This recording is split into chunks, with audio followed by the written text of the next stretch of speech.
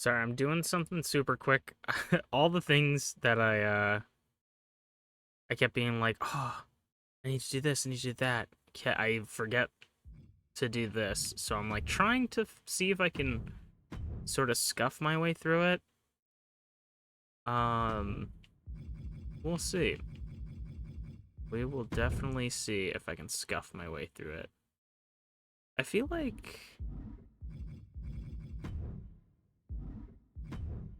okay, let me do this. And I'll just set this up while everybody is trickling on in. So this...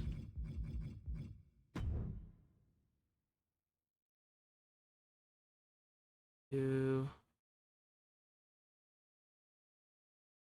that...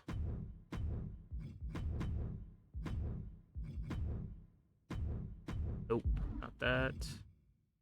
And then I'll probably, unless it looks really good, I'll probably make a new one later. This is just like a placeholder. Because I am dumb.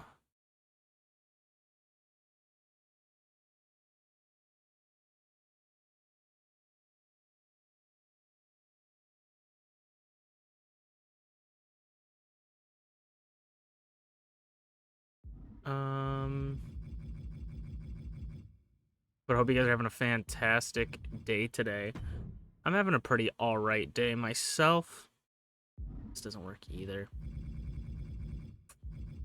I'm having a pretty alright day myself. Ooh, maybe this, actually. Basically, I've been just working on stuff all day. Which is like, you know, it's good to keep busy, but I did the thing where I didn't like procrastinate on stuff necessarily. I just didn't have like a lot of motivation to do things. And then, um, so I didn't do them. And then today I tried to do like everything all at once. And it was just like a little much.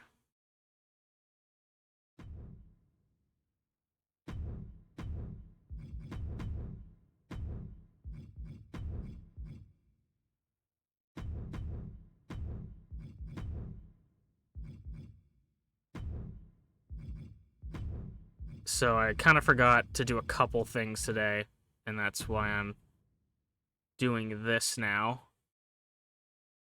But I got most of the important stuff done today, so that's all you can really ask for, right?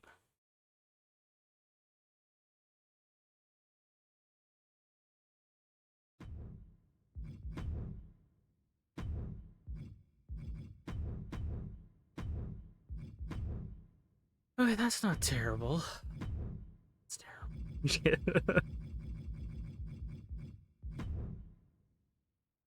How's it going, potato? Hit me with that fat stack of bread. Unless I've completely gone off the deep end, I'm pretty sure potato is the #1 contender for the icon division. That's something I probably should double check before starting the stream, but I probably won't.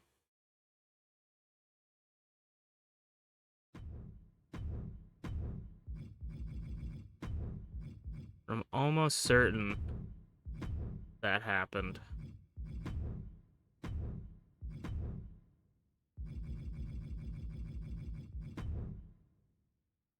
Doing good. I know Rize's excited. I know Rize's excited for today. He's been waiting all day for this. This is actually not turning out as shit as I thought it would. So basically, to give you guys transparency, I guess I could show you guys what I'm doing right now. Is I'm working with the custom image maker thing, and because I forgot to do Zarataro's side plates, so I'm kind of just trying to like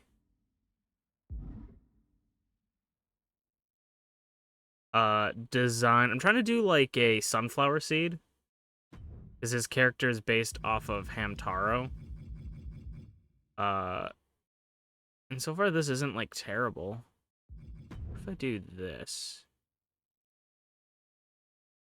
Because usually I draw them and then I mod them into the game. Is what I do, but I kept forgetting to do it. I even told myself today, I'm like, oh, don't forget. And then I ended up doing, like, 15 other things. I think gray is actually fine for this right now. And then we're going to take, like, this. Thin that out a bit.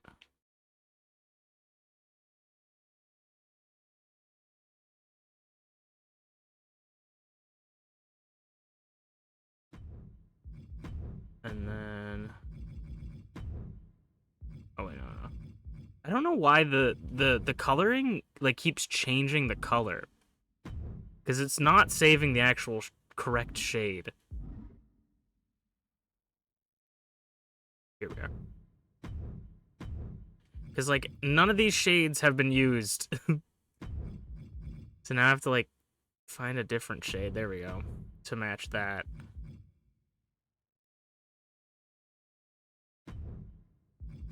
For something made in, like, 2 seconds, not terrible. And all you need to do is see this from a distance, so. No, we'll do... this is the magic. This is the magic making shape.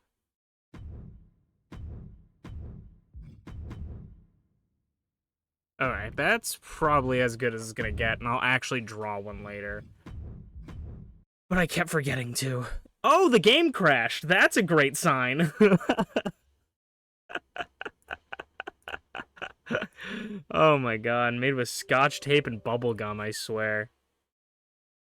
If it didn't say, I don't think it saved the thing that I just made, so if it didn't, I'm just gonna not do side plates on his, and then if he retains, I'll draw them. But I just kept forgetting to draw them. We could literally draw them in like 2 seconds, but... you know. I also just realized that if Rize wins, I don't think I have one for Rize. I don't think I ever drew side plates for Rize either. That one I legitimately forgot about and just realized 2 seconds ago. That's okay.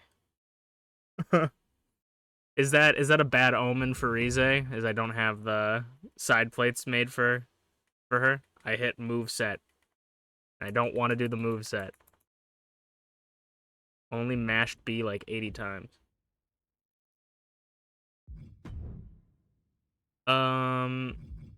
Edit. You don't want to edit side plates, because if you edit the actual side plates, that don't work. Alright, side plates. I can't imagine they saved it. Of course not. Yep, no, of course not. Alright, we're just gonna remove this. We're gonna remove this.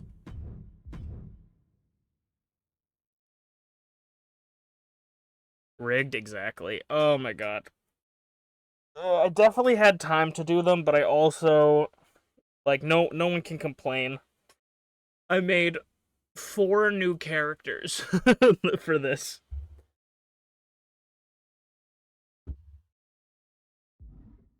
I made 4 new characters, edited 4 entrances, got 3... I didn't get them, but I modded in the 3 new music. So I did a lot. You guys, no complaints. I was also gonna do... I had a video package idea for this event, and I was like, I'm gonna do, like how we used to do on some, like, premium live event pay-per-view big shows, we'd do, like, a video package with something. I was gonna do one for this event, and I completely forgot yesterday. I was gonna do it yesterday, and then today I was gonna do it, but I wanted to get my YouTube video out first, and so I wanted to edit and export it, and fucking Premiere Pro is fighting me tooth and nail on editing that video, so it took forever for me to get that done. And then finally, when that was done, I went to edit the package, the video package, but some of the videos, for some reason, when I downloaded them using this thing, were MKV files instead of MP4 files, And Premiere Pro's like, I don't know what that is. I have no idea what that is. So I changed them to MP4 files and like, those are damaged. I have no idea what those are. As I said, fuck it, I don't care. And that was like an hour ago. Or not an hour ago, that was like 30 minutes ago. I was like, fuck it, I don't care. Like, I just need to finish this. And then I did 3 tag entrances because I accidentally deleted one of the tag teams, and so I did that, and I had to look up all their shit. So I was doing a lot today. And then also I was working on a model for someone. I was like, today my brain was just like, why don't you just do everything at once? You know, it's like I literally was like, work on a model, do MPW stuff, edit a video, work on the model. Like I was just like moving through. I got a lot done, but but I probably would have gotten more done if I just focused down one thing. Yeah, it was funny. I did a lot today. I think let's grab out the stuff, and then I also had to think of unique names for the new moves on the new people. And I have, and what I like to do is I like to make sure people's moves are mean something to them to an extent, or like has something to do with them, and also sound like a wrestling move. 3, 4, 5. All right, so 1, 2, 3, 4, 5. Cool. And so I stalked some Twitters, looked through posts, tried to figure out some fun things, and I think I got some fun ones. Some of them are worse than others, but I like them.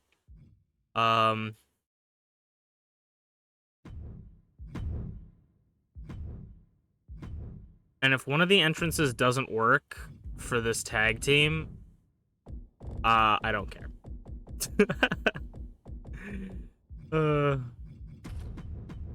We'll set those up for now like that.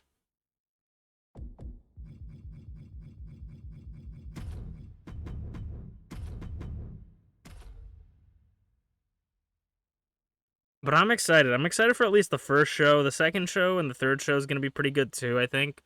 But I'm excited to see. Fuck, I never figured out. Okay, 1 second. There's another thing that I forgot to do. Can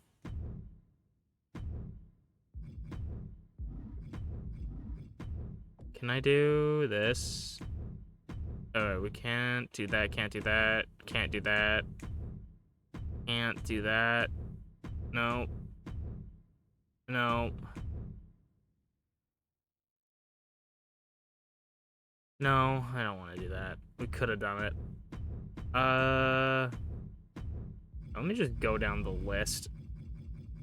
Cause I had an idea. I think I might go with my original idea if I can't figure it out, even though we've done this many a times already. Yeah, fuck it. Why am I making my life harder for myself? Just do that. Just do the thing that you thought of at the beginning.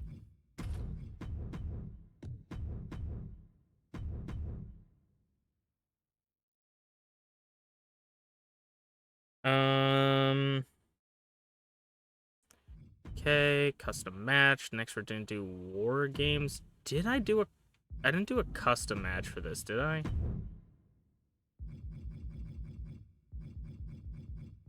I did do a custom match for this. Okay.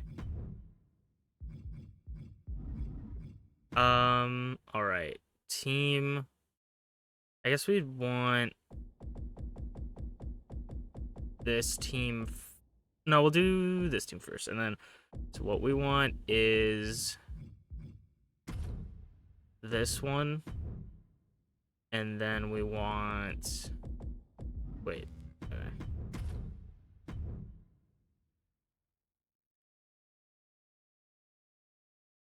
Advantage this team, I'm pretty sure. Yeah.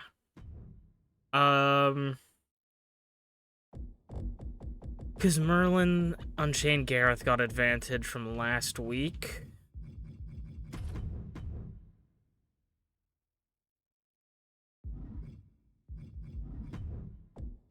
Nah, I think that's fun.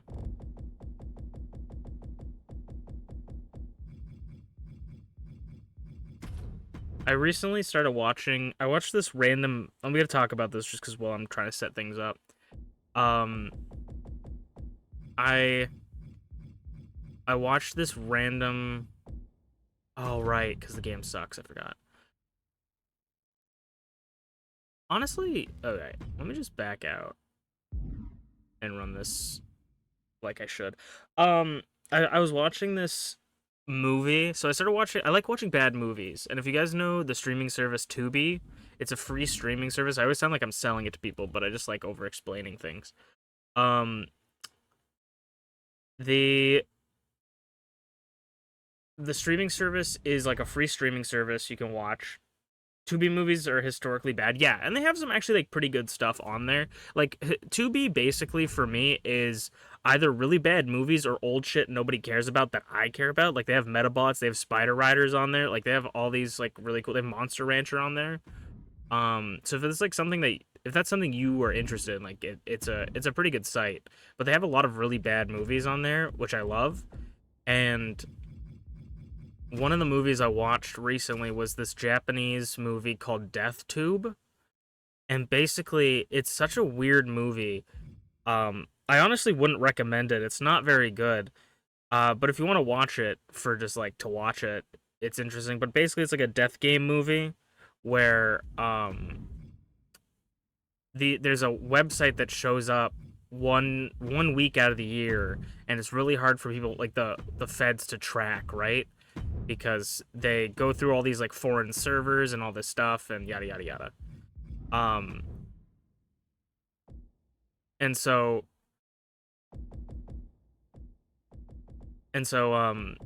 this guy like watches it and then gets basically kidnapped and put into the death game. And the first movie is like genuinely pretty bad. None of it makes sense.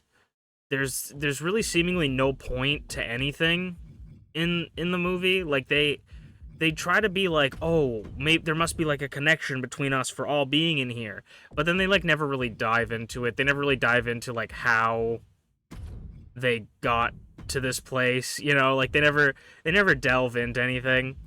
So it's very very boring. And a lot of the death traps is like they're not they're like the movie had no budget, so like they're really like one of them is like solve a Rubik's cube in 4 minutes or you just die, you know, like so they have all these and it's like not a very good movie. And also I will say some trigger warning, not just gore, but there's like other stuff in it, so be warned if like you're not interested in like harm, but as like a general thing. But the second one, they had a sequel, right? And I was like, the reason I first watched the first one was because I was like, oh, they have a sequel. Arguably, them having a sequel means that the first one's got to be at least decent, right?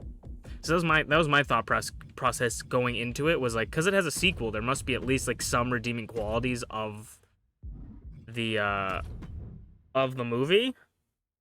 And so so that's why I wanted to watch it, and that's why I went into it.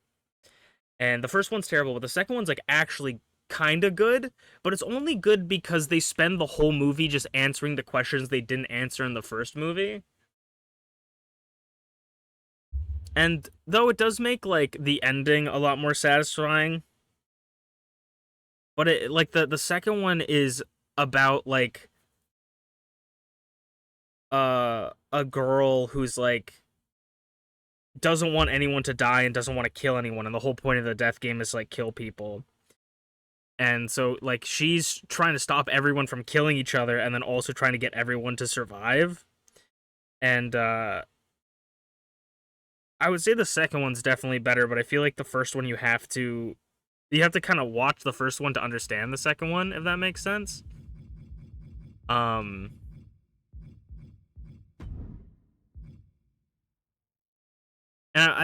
I feel like I don't want to spoil it, which is why I'm being like very vague about things, just in case someone does want to watch it. But also, it's like I'm literally telling you not to watch it. But it's It's such a beautifully terrible movie. The first one pisses me off, like like thinking about it, because it had so much potential to be like actually interesting, and then they just didn't do it. They just didn't make it interesting. It was really funny. Like I was so invested. Like there's a point in not to spoil too much, but there's a point in the movie where they're like, we can't get out of here, but certainly someone from the outside has already thought, hey, where is like all our loved ones that just randomly disappeared? We should like call the cops, right? Like certainly people have already called the cops to find them. And so what we need to do is just survive, right? And so they're just trying to survive at this point. And then one of the character's fiancés, the main character's fiancé, is like, I don't know where my fiance is. And then her friend his friend calls her and is like, he's on the Death Tube show, and they're like, oh, that's crazy. And then and then she calls the police, right? Because she's like, oh fuck, police, right? Better call the police. And it's like, cool, like one of the most logical things in this show so far. And they call the police, and this is when it like hooked me, where I was like, oh shit, like this is so cool. Because she calls the police, and the police is like, hello, do you want police or medical? And she's like, I want police. And like before she can get the words out, they go, or do you want dinner or a bath? And she's like, what? And they're like, or maybe you want dessert. And she's like, I'm sorry, what are you talking about? And then she turns, and one of the guys that's running the death game is in the house with a gun, right? And I'm just like, holy, I didn't see that coming. How did they get in the house? How did she not notice them? Like, what happened? Are they like ethereal beings? Like, they can just do this? No explanation at all. Because of course not. Why would they explain anything? You know, it's why would you explain stuff in a movie? You know, like no explanation at all. So, but I was hooked. I was like so invested on like how, like, why were they targeted? How did they get in the house? Like, why? Like, what is the reason for this to happen? Is it just entertainment, or are these people evil? You know, like, are they finding like criminals that haven't been convicted and like and punishing them or something, right? I was so like enthralled, and then the movie was just like, nah, yeah, everything, just killing people, I guess. I don't know. I was like, god damn. I was so mad. I was so mad. Alright,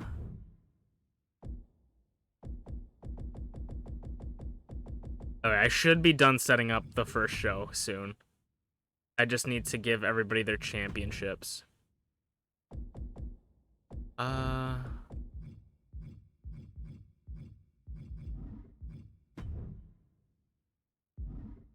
if you guys got any terrible movie recommendations, let me know, and I can give you some terrible movie recommendations. One of them that I don't recommend if you are potentially susceptible to seizures is do not watch Transmorphers by Asylum. The Room is amazing, yeah. Do not watch Transmorphers by Asylum. Asylum is, if you guys watch an Asylum movie, they're known for terrible movies, and they basically at this point know that they want to make terrible movies.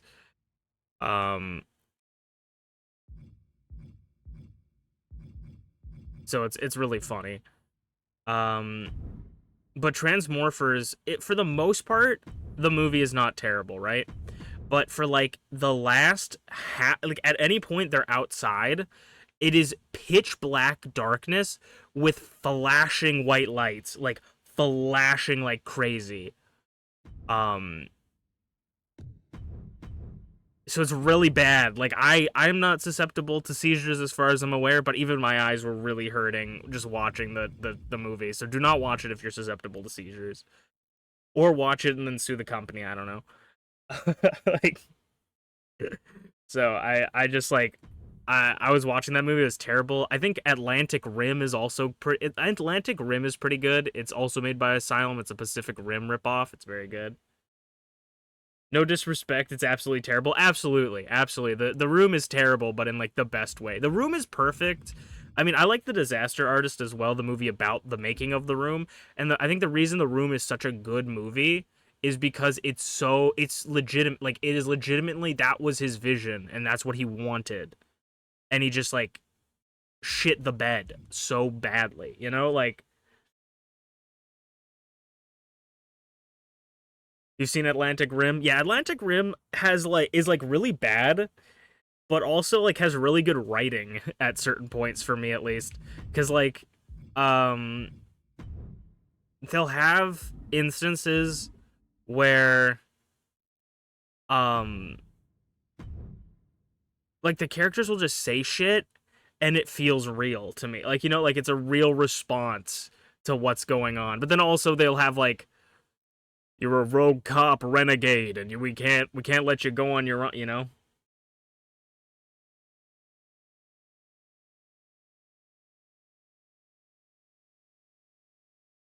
Ran an apartment complex. Interesting. Alright, we're gonna load up the first match. If the first entrance doesn't work out, that's okay.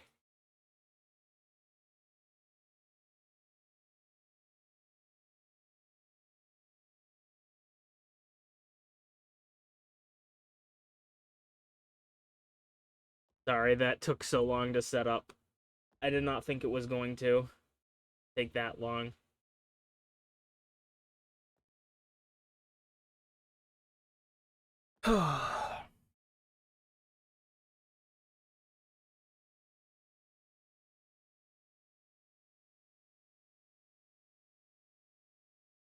I did not hit her, I did not. Oh, hi, Mark.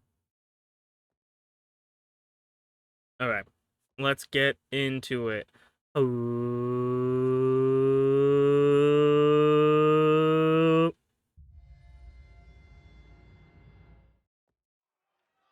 Hello, everybody, and welcome to Masu Pro Wrestling Presents. Masu Pro Wrestling Presents All on the Line Season 2, and we were going to start off with a very interesting matchup. We're going to start off with Team Technically Support making their tag team return since the Double Eliminator Random Selector Tournament, as the bosses upstairs are looking at a potential tag division in the future. So maybe we will see some more tag team matches as we move on through Season 2. And so we are testing this out.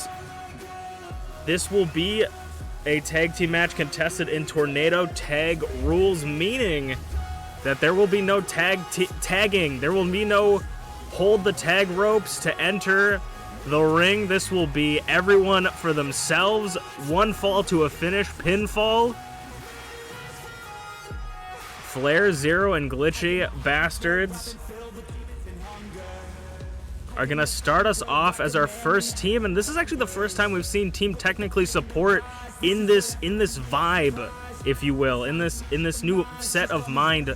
Back when Team Technically Support first came to be, Glitchy was still demonic and Flair was still very rigid, but now these two have completely changed. And how will that affect their synergy, as they did pretty good in the tag tournament, but unfortunately for these two, one didn't do very good in the tag tournament and the other wasn't even here yet. It is Dragthulu and Bonk, both former champions, going to start us off. Dragthulu and Bonk joining the tag division officially. I mean, what there is of a tag division, at least. They are going to make their tag division debut. They have worked together in the past, and they have had tag team matches in the past. This is going to be a fight of who can work together well enough to take down their opponents, because both sides have power, both sides have strategy. but it's who can work together, which team has the most synergy that will get them the win. But also, we haven't seen Dragthulu, or maybe we have, but I can't remember the last time we've seen Dragthulu and FlairZero in the ring, in the squared circle, together with each other. And before in Season 1, they had quite the rivalry, so could those memories be flooding back to FlairZero and Dragthulu when it comes to this match? I mean, Dragthulu seemed to get the best of FlairZero towards the end of their rivalry matches, moved on, became champion, but FlairZero was unable to get to that point, get that far, and get the edge over Dragthulu. So we'll have to see how he fares in this match. Is this going to be the test to see if this Flair is a new and improved Flair, or if this Flair has just been having a lucky streak. Ooh, Bonk taking down Glitchy. I mean, to match the strength of Glitchy is nearly impossible. Spinning German into a clothesline from Bonk. Not many people can match the strength of Glitchy, but Bonk seems to be doing so. Saito suplex as the Dragon and the Horse seem to take control, but Commentator's Curse. Dragon Screw leg whip to the Dragon. And now Bonk and Flair are going at it 2-on-1 as Glitchy is on the floor. The numbers game can become a very, very dangerous thing for this match, I believe. There are no countouts, no disqualifications, but that is to be seen as we go. Glitchy gets sent over the top rope by Bonk. Speaking of the outside, she's going to get set out, but the only way to win is to pin your opponent inside the ring away from the ropes. Bonk doing a little bit of a dance. Glitchy catches him, though, in the DDT. Drag turns around, makes sure that his partner isn't getting taken advantage of. And now the 2-on-1 switches for Glitchy and Flair. Glitchy on the top rope, but I think against it, backbreaker by Dragthulu, and just tossing Bonk, elevating him into the air. Tossing him like a baby. Unfortunately, not catching him like one. German suplex by Flair as Bonk takes a trip around the ring, hanged onto the ropes. FlairZero, I mean, Flair and Drag have been at each other's throats since opening bell. But what will the variables of Bonk and Glitchy add to this match? Stalling suplex from Glitchy. Double stomp to the floor. We got to keep our action. We got to be like a gecko. We got to put our eyes pointing two different directions to keep track of the action. I think FlairZero just busted open Dragthulu on the floor. Ooh, running a one-legged drop kick. Flair's back up, though. And Bonk's got Glitchy in the corner.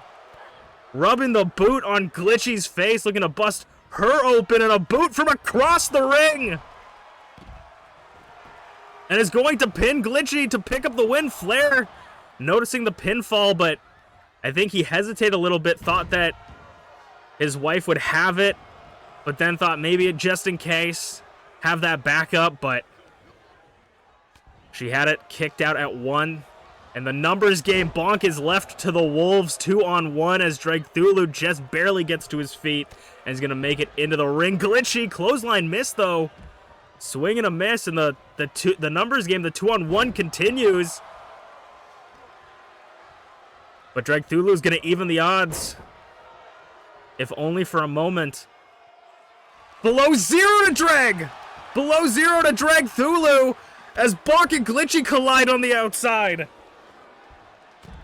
Dragthulu out cold in the center of the ring. Bonk's being handled on the outside. Flair could take it early. And a kick out at 2. A close call for Dragthulu as he's going to get a combo breaker. Bonk better watch his partner, and I think he sees it. He sees that his partner's in trouble, and he's going to break it up. Oh my god! Sending Flair into orbit, but angering Mama Bear. Everybody on the ground. Shoulders down to Bonk. Glitchy took that opportunity, tried to pick up a win there. Team Technically Support was one of the finalists, or one of the handful of teams that made it towards the end of the Double Eliminator Random Selector Tournament. Below 0 to Bonk.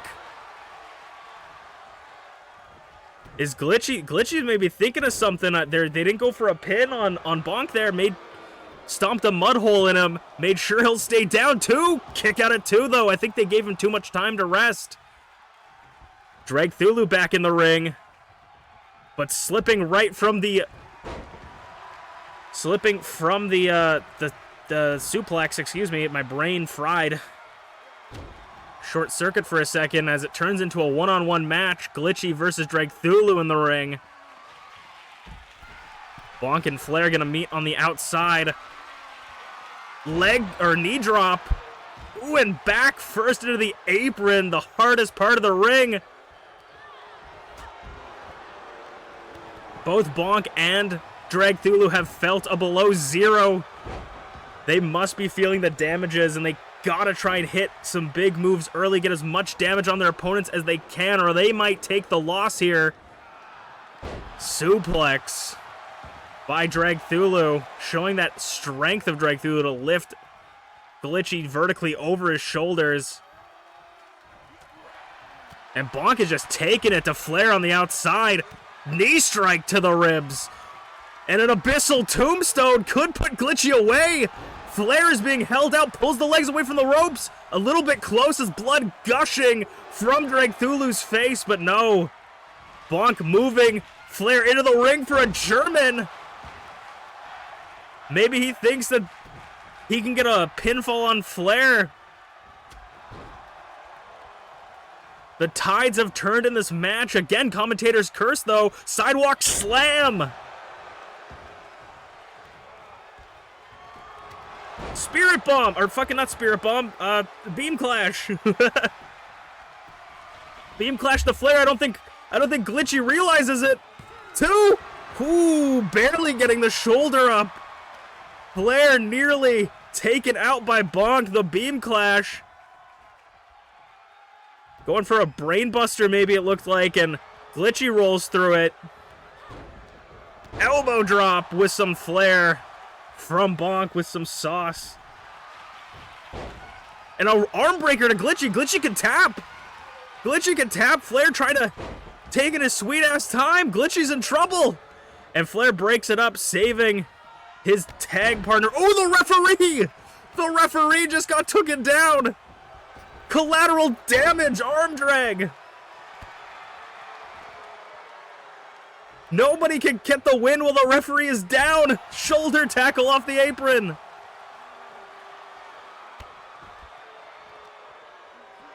Throwing Glitchy back into the ring, and I think a nut shot from Flair. Flair low blows Bonk right in the Naz, and a Dragon Tamer. Dragon Tamer from Dragthulu. Bulldog. But of course, Dragthulu got caught by Flair. Flair had him scouted below 0. A second one to Drag. But everyone is gassed. Bonk is the only one left in the ring standing. Can he take advantage of it? Flair's just going to go for the cover. But of course, Bonk's right there to break it up. Glitchy over the knee. Bulldog. Bulldog from both sides of the family. Dragthulu trying to fend off a 2v1, but it's difficult. Bulldog again, just bashing that bloodied head into the canvas. Bonk's back in the ring.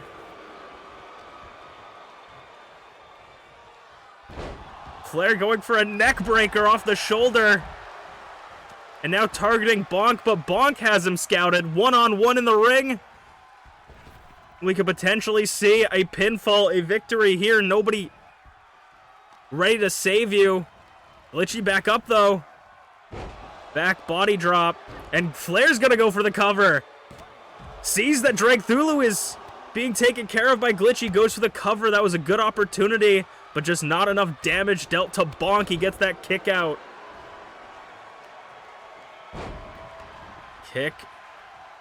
Kicks Flair off, and in the corner, running big boot from the other side of the ring. Running DDT, though. Glitchy's back at it. Flair kip up. Bonk's going to try and roll out of the ring, try to get away from his opponents. 2. Kick out again. Dragthulu couldn't find an opening. Luckily, Bonk was able to kick out. DDT by Flair. Now he's going to that middle rope. Elbow drop, but crashing.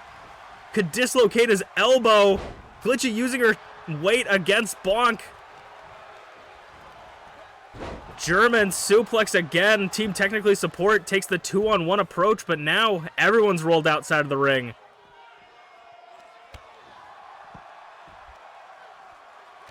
And they're going to try and take on Bonk all by his lonesome, looking for a DDT on the floor.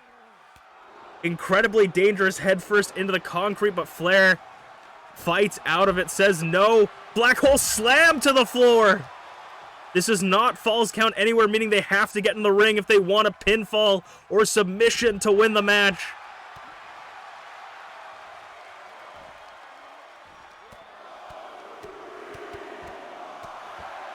And an axe kick to the back of the head.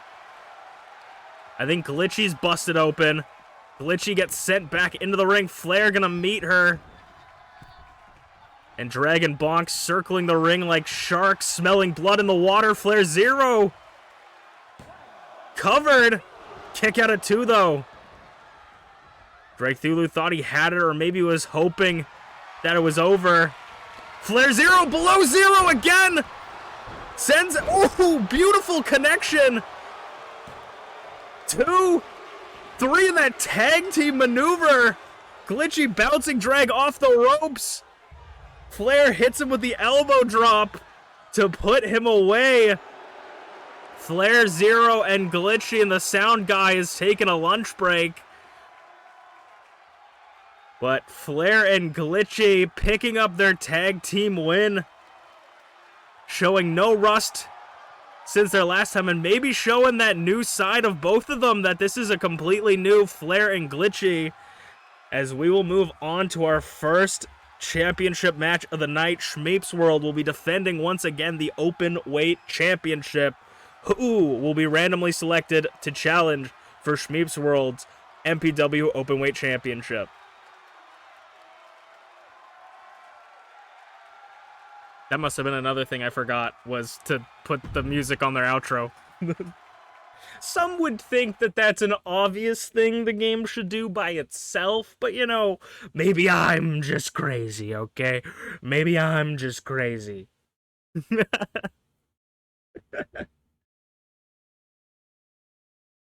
Ooh, a 5 to 95 odds for Flair and Glitchy. Hopefully this one's falls count anywhere. It should be falls count anywhere. I pray to God it's falls count anywhere. Every time we do a falls count anywhere match, now I need to just silently pray to myself that it's actually falls count anywhere.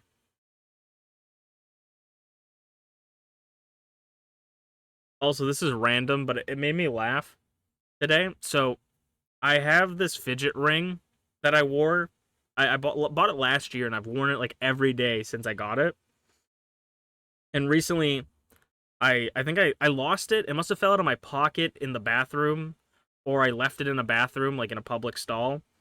I usually put it in my pocket, so I think it had to have fallen out of my pocket. I don't put it on the floor or anything, so I don't know where it would have been, but I must have lost it somewhere, and like haven't been able to wear it, and I've been feeling really naked without it because I've been wearing it like every day. And so I was like, you know what, I'm gonna buy 3 of them from the store that I bought them from, because I'm gonna buy 3 of them so that if I ever lose them, I'll have 2 more backups, right? I'm gonna have 3 of them now. And I got them today, and I put them on, and I'm like, holy fuck. Oh my god, they're the wrong size. I must have gotten a size lower or something, or they must have changed their sizing because it doesn't fit. It doesn't fit my finger. Like, it can't go on my finger. And I was like, oh, I was like getting stressed and annoyed because I'm like, now I have these 3 rings. And I'm like, whatever. I need something to fiddle with. So I'm just going to like put it as far as it can onto my finger and just spin it and live my life. And I've been wearing it for the rest of the day, and it now fits. And I think it's because my finger got fat when I wasn't wearing the ring. And now that I'm wearing the ring again for so long, it fits, you know? So I'm like, I was so distraught, and then now I'm like sitting here like, oh no, it feels perfectly fine. But it's like, I think it's because it was so tight on my finger originally that it fit there, and it had been there for so long, and because I hadn't worn it for a week, my finger went back to how it is. And so I was, so now it fits, because my finger is being pushed back. Ugh.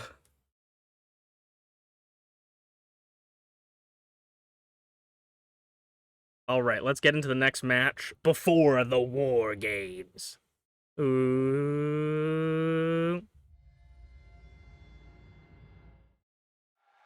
All right, it is time for the MPW Open Weight Championship match, which the opponents for these championship matches are randomly selected from any division and will be contested in falls count anywhere matches, meaning you can pinfall or submission anywhere in the MPW arena.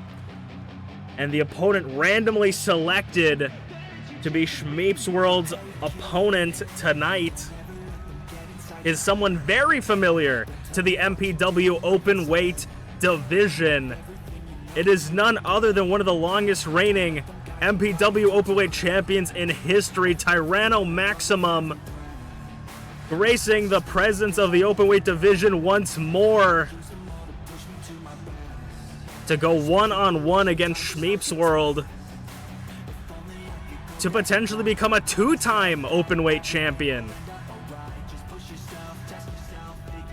Becoming a one-time Openweight champion is hard enough. Can Ty do it again? And I mean, so far for ShmeepsWorld, in ShmeepsWorld's match that she won the championship, she had to fight Emrys, a first-time champion.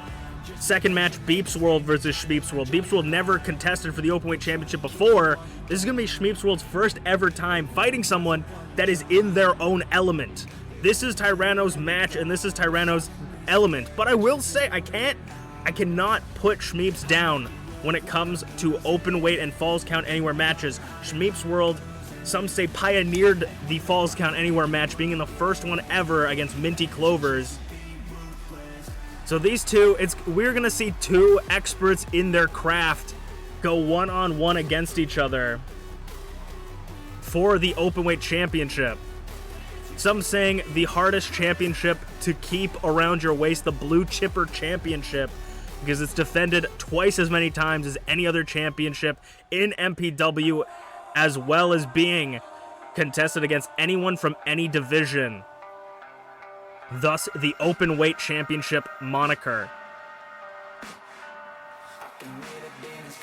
And ShmeepsWorld is not too unfamiliar with All on the Line, as well as ShmeepsWorld is very familiar with this building, with this arena. She was in the War Games match last season. Was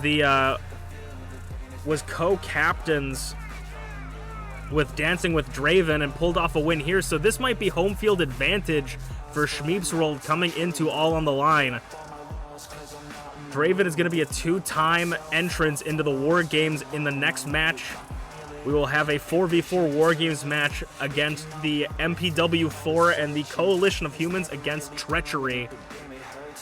That will be your next match tonight.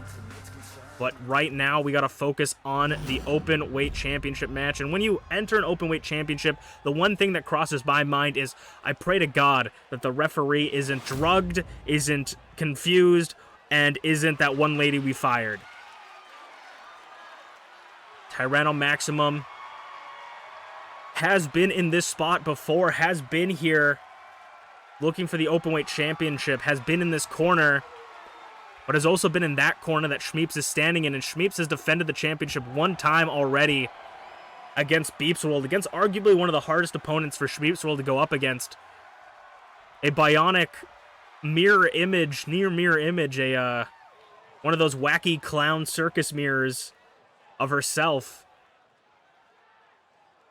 The referee showing the competitors what this match is all about, and that is the Openweight Championship. With an illustrious history. I think there's only been one two-time Openweight champion in our lifetime. But honestly, I need to talk to my guy, you know. I need to get my championship guy on the line and actually get this stuff written down, but ShmeepsWorld gets rocked, and Ty immediately going to go for their high-flying antics. Now, Ty and Shmeeps are both very high-flying competitors, and they like to use their environment to their advantage. But it can be a high-risk, high-reward situation where if you miss a big dive, you could take a lot of damage, and that could cost you your match.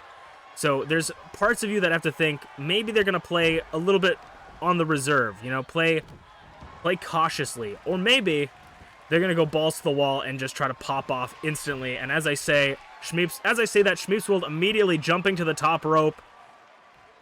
Her element like it's home, and it's going to Hurricane Rana off the top.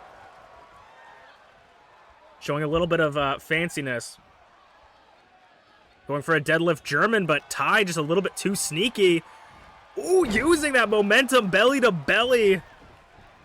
And ShmeepsWorld's going to roll out of the ring. Ty's going to roll out of the ring as well. And Ty is going to show us what Falls Count Anywhere is all about. Metal bat to the face and ribs of ShmeepsWorld. And Shmeep's going to knock that out. Tilt-a-whirl, or tilt-a-whirl, I don't fucking know. All around the world, arm bar. Shmeeps and Ty going to meet out on the floor. Again, Shmeeps is going for that arm bar again. The contusion. Ty's going to roll through again. You can pinfall or submit your opponent outside the ring. And Shmeeps going third time's the charm. Yes, she is. Trying to wear down Ty's arms. Could we see that come into play later on? Could Shmeeps be looking for a submission victory? And Ty's going to, as I say, use their surroundings to their advantage. Step up Inzaguri. Doesn't quite get all of it, but gets some of it. Shmeeps is going to get Ty up against the barricade. And now it's Ty's turn for the metal bat, but Ty knocking it out of Shmeeps' hands. Ducks under. Spinning head scissor. Ty's back up. Neither of these two feel like they're fighting on concrete. Like, don't get yourself confused. They are landing on pure concrete on the floor, and they're acting like it's nothing. These two have been through so much in their career that this is nothing. Oh my god, Scorpion Death Drop. Onto the floor, back of the head. Moonsault. Kick out at 1.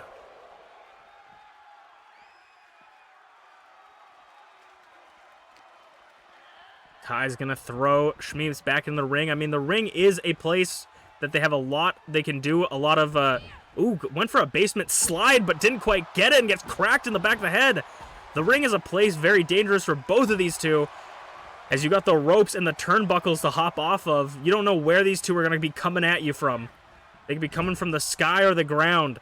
Shmeeps, though, ooh, maybe trying to get Ty up for that superplex Falcon Arrow, but Ty has it scouted. Splash in the corner. You cannot underestimate one of the former longest reigning openweight champions. Looking for another reign. Looking to beat the record this time. Shmeeps rolled in the corner basement drop kick, but Ty narrowly escaping by the skin of their teeth. Splash in the corner. Ty off the ropes again into the corner for a second splash this time. In this match, there is no rope breaks, no disqualifications, no countouts. Basically, just try to keep your opponent down for the 3 count or tap them or snap them. Ty with the powerbomb position. Bouncing Shmeeps' head off the ropes. And Ty is again showing how this is their element. Kendo stick in hand. Ooh, kendo stick swatted out of Ty's hands, and Ty not going to let that take them down. Going to keep morale. Morale is definitely very important in a match like this, because when you can get hit with anything, you can't let the pain get to you. You can't feel a sense of hopelessness in a match like this. And Ty going up for the blender across the entire ring. Maybe landed a little bit weirdly on their back. Referee out of position. ShmeepsWorld, new champion. Kick out at 2. Near fall for Tyranno Maximum. Nearly a new champion. If ShmeepsWorld wants to keep the championship, she's got to do something. And she's gotta do it soon, Tyranno Maximum. Ty's thinking about something. In the corner, basement dropkick. Ooh, but ShmeepsWorld has it scouted. Needy T. Now ShmeepsWorld is up top. Around the world connects. Could we see the retain?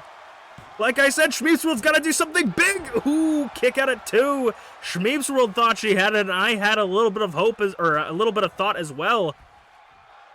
Spinning. Shmeeps around Russian leg sweep. The Openweight Championship is the only bit of gold Ty has had in MPW. Will they be able to retrieve it? Bulldog off the ropes. And now ShmeepsWorld finally going to get some satisfaction as that Singapore cane cracking over the back of Tyranno Maximum. Ty, though, trying to get Shmeeps onto the apron. Shoulder tackle and a powerbomb off the apron to the floor.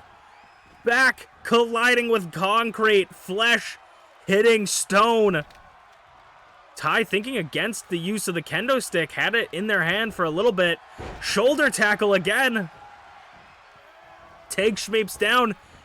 Splash, but Shmeeps gets the knees up this time. Third time was not the charm. Ooh, Hurricane Rana potentially, but countered by Tyranno. Both of these two not letting each other get an inch or taking a mile. Neither of them want to give their opponent anything, any opportunity to apply any more damage. Booty popping moonsault. Moonsault, and Ty's going back up. Could we see a second blender? No. A moonsault from the top. Split leg moonsault.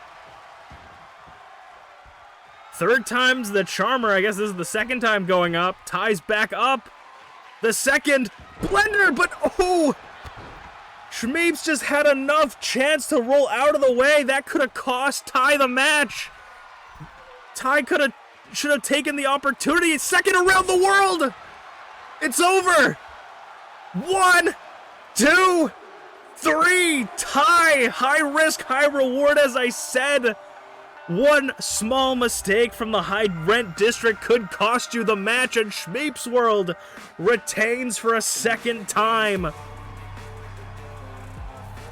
Statistics start to drop for MPW champions, or openweight champions, at the more they retain, but ShmeepsWorld is defying the odds, retaining the openweight championship for the second time, climbing up that ladder of longest reigning openweight champions. Could ShmeepsWorld be the longest reigning openweight champion of all time? We will have to see, but for now, we are going to get we're going to get you guys settled and moved to a new arena where two rings will be in the center, wrapped around in 1,000 pounds of steel. It is War Games next. This anxiety is really trying me. That was actually such a good match, man. Storytelling was crazy in that match.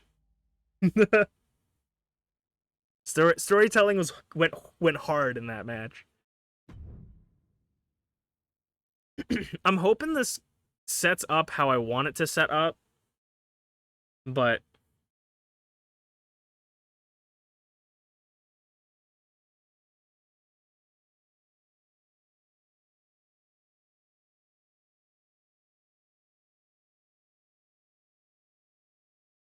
what if it doesn't? That's okay.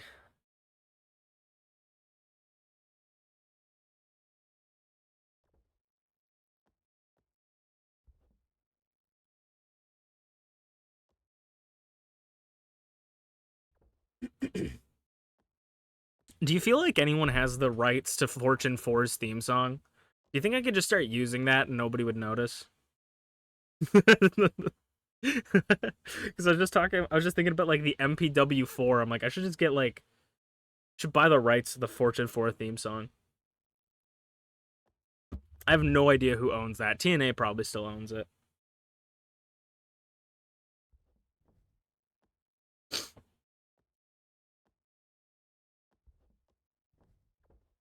All right, let's get into War Games.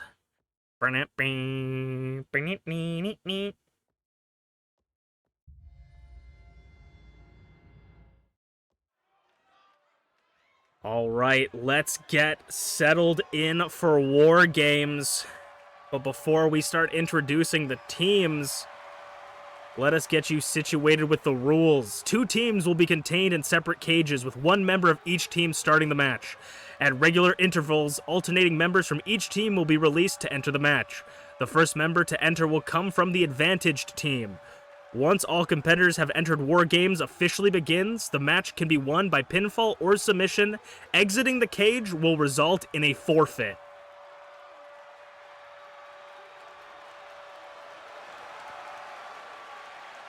And we will see which members will be starting out the match for the MPW 4. The starting contender will be Garreth Unported. And now this match has far-reaching implications for the future of many of these people's careers. If the MPW 4, who has the advantage, they won the advantage on Thursday. If the MPW 4, whoever takes the losing pinfall or submission, will be banned from any world title in MPW. They will no longer be eligible for a world title in Season 2. But if the MPW 4 can take the win against the Coalition of Humans Against Treachery, the Coalition must be disbanded. B.A. Tycho warned of more to come, and this is what he warned them about. Garreth Unported making his way into the 2 rings surrounded with steel. An intimidating sight for anybody. But luckily for Garreth, he's on the advantage team, meaning that whoever, he's going to have a partner enter in first. And B.A. Tycho's best little soldier, Blueness, the first member to be added and introduced from the Coalition, will be starting it out for the Coalition of Humans Against Treachery. Blueness, the winner of the Ultimate Openweight Tournament last season, brought on by B.A. Tycho for their impressive athleticism, and they seem to just... they've drinking the Kool-Aid instantly. I had a little bit of time to talk with Blueness, and they told me they respected B.A. Tycho, they respect his athleticism, and they think that B.A. Tycho has a lot that they could teach them, and that's why they joined the Coalition. Blueness was the only member in the Coalition to win their match for advantage. At that point, it was already 3-0. Blueness showing their worth, though, and now gonna start off for their match against Garreth. Blue versus blue. Blueness and Garreth starting out the match. Bicycle kick out the gate from Garreth, but Blueness had it scouted. And in this match, there are no disqualifications, meaning that anybody that enters the match from the cages, which are the remaining 3 members of each team, can bring in any foreign object they desire into this match. But only once all 8 competitors have entered the ring does the match start. This is sort of the preliminary warm-ups, seeing how much damage you can take out to your opponent. And if Blueness can take out Garreth quickly, I mean, that turns that 2-on-1 that they're going to have to face sooner rather than later. It's going to take their 2-on-1 and make it into a 1-on-1 if they can take out their opponents and do as much damage easy. Blueness getting dropped with a drop kick off the ropes by Garreth Unported. The only member of this match that has already entered a War Games is the DancingWithDraven, the winner of last season's War Game basement drop kick, flipping Garreth 180. Which team will come out on top? And what will happen to the punished? If the Coalition were to be dropped, what are they going to do alone and separate and to the losing member of the MPW4. What are they going to do without an opportunity at the World Championships? But the first member of the MPW4 to be let out of the cage will be released, and it will be MerlinGTB. Garreth Unported's friend and protege, or partner and teacher, showing their tag team prowess and their synergy here. Merlin and Garreth working together instantly right out of the gate. And Blueness is going to be in trouble as that numbers game is going to wear them down.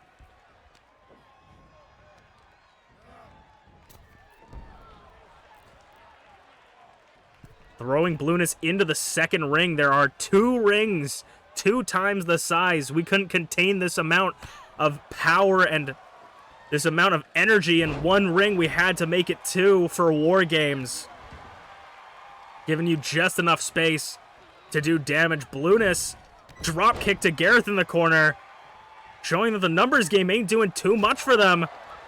And B.A. Tycho was right to choose them to start out the match.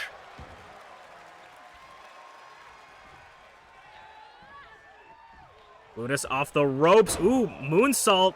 Ooh, caught off guard. Wobbly legs and a clothesline from Merlin. A vicious clothesline.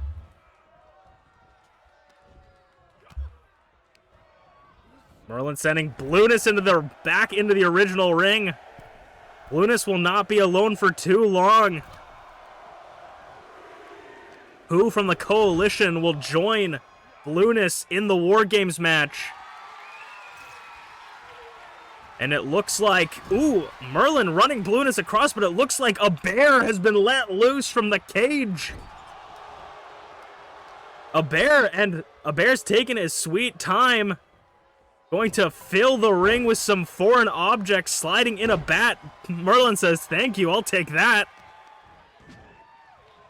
And the bear just pulling out everything from under the ring. A table for your troubles. Moonsault, inverted DDT. And the bear's still looking for more. The bear is not satisfied, filling the ring. Basement dropkick again to Garreth. And now Blueness. Now the bear is going to take his opportunity to enter the ring. Big bicycle kick. It's 2-on-2. Garreth versus a bear, and Blueness versus Merlin.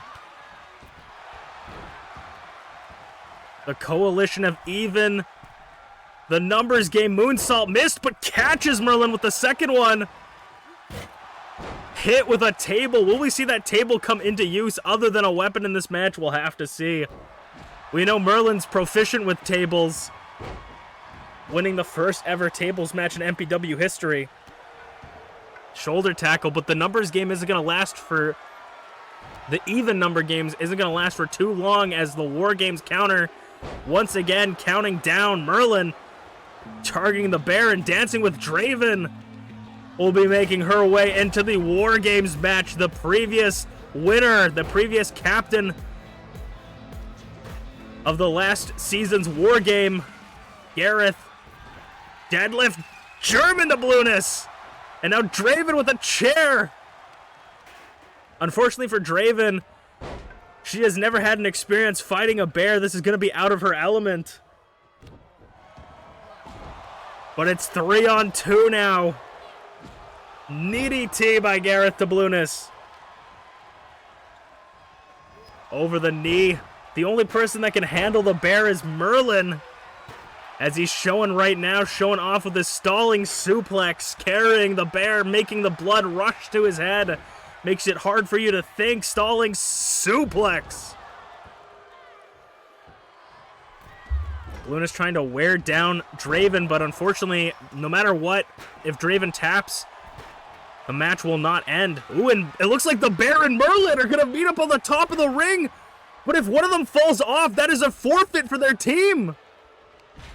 Merlin and the bear fighting in a very precarious situation. If Merlin falls off that, he loses a shot at World Championships, sending the bear to the floor. And what is Merlin thinking? Off the top of the burning Shining Wizard from the Bear. Bear on the top rope, elbow drop. And now Greg has been released from the cage.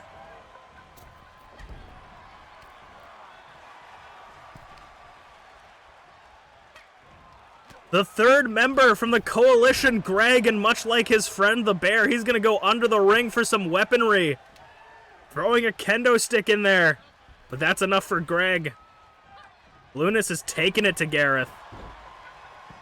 Merlin's gonna meet Greg as he enters the ring, but Blueness catching him off guard.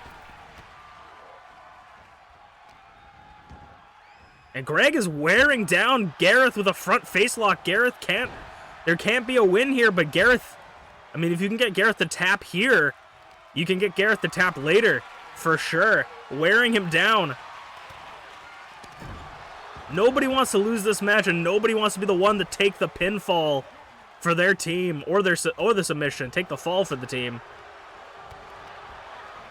3-on-3. A classic Mario DS game, but also what's happening in the ring. Greg is getting whacked with a big bicycle kick from Greg. And now Draven super kick, but can't knock Greg off his feet. Hurricane Rana reversed. Merlin's caught Blueness in a power bomb. And now Draven is going up top. The fourth and final member of the MPW 4 about to enter the ring, Unchained. From the top of the cage, double axe handle from Draven wasn't enough to take Greg off his feet, but Unchained, the final member of the MPW 4, one more person to enter the ring, and the match will have officially started. The War Games will have officially started. Take this opportunity to deal as much damage as you can to your opponents. Flying forearm. Greg getting whacked with that Singapore cane. Merlin's looking to break it over Greg. Unchained's looking to fly immediately out the gate. Elbow drop off the top. The Bear fighting out of Draven's submission hold. Discus, a ripcord knee from Blueness. The action is gonna get crazy from here on out. As if it wasn't already crazy, Greg's got Merlin up. Punch off the fireman's carry, and the Bear tossing Draven across the rings. Blueness has got Garreth in the corner with a bat. Blueness sent to the other ring. And Greg gets spine bustered by Merlin. Garreth taking a breather in between the rings. Merlin running. Power slam to Blueness. Both Blueness and Garreth have been in this ring for the longest. So they have got to they've got to be feeling the effects so far. The table was set up for 2 seconds. Greg going up top. Elbow drop to Merlin. In the corner, gets caught.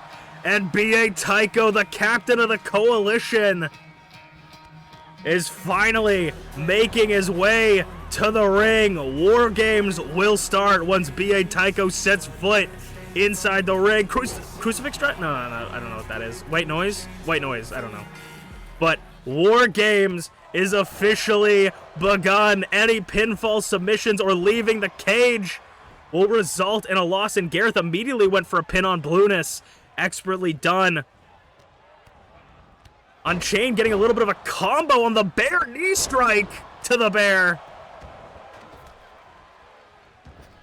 And the knee strikes to Blueness, but Blueness reversing it. Greg hitting Unchained with a table. B.A. Tycho going up to the top of the cage. If B.A. Tycho falls to the floor, that's a disqualification for the coalition. B.A. Tycho off the top of the cage to Draven. Garreth being thrown into the leftmost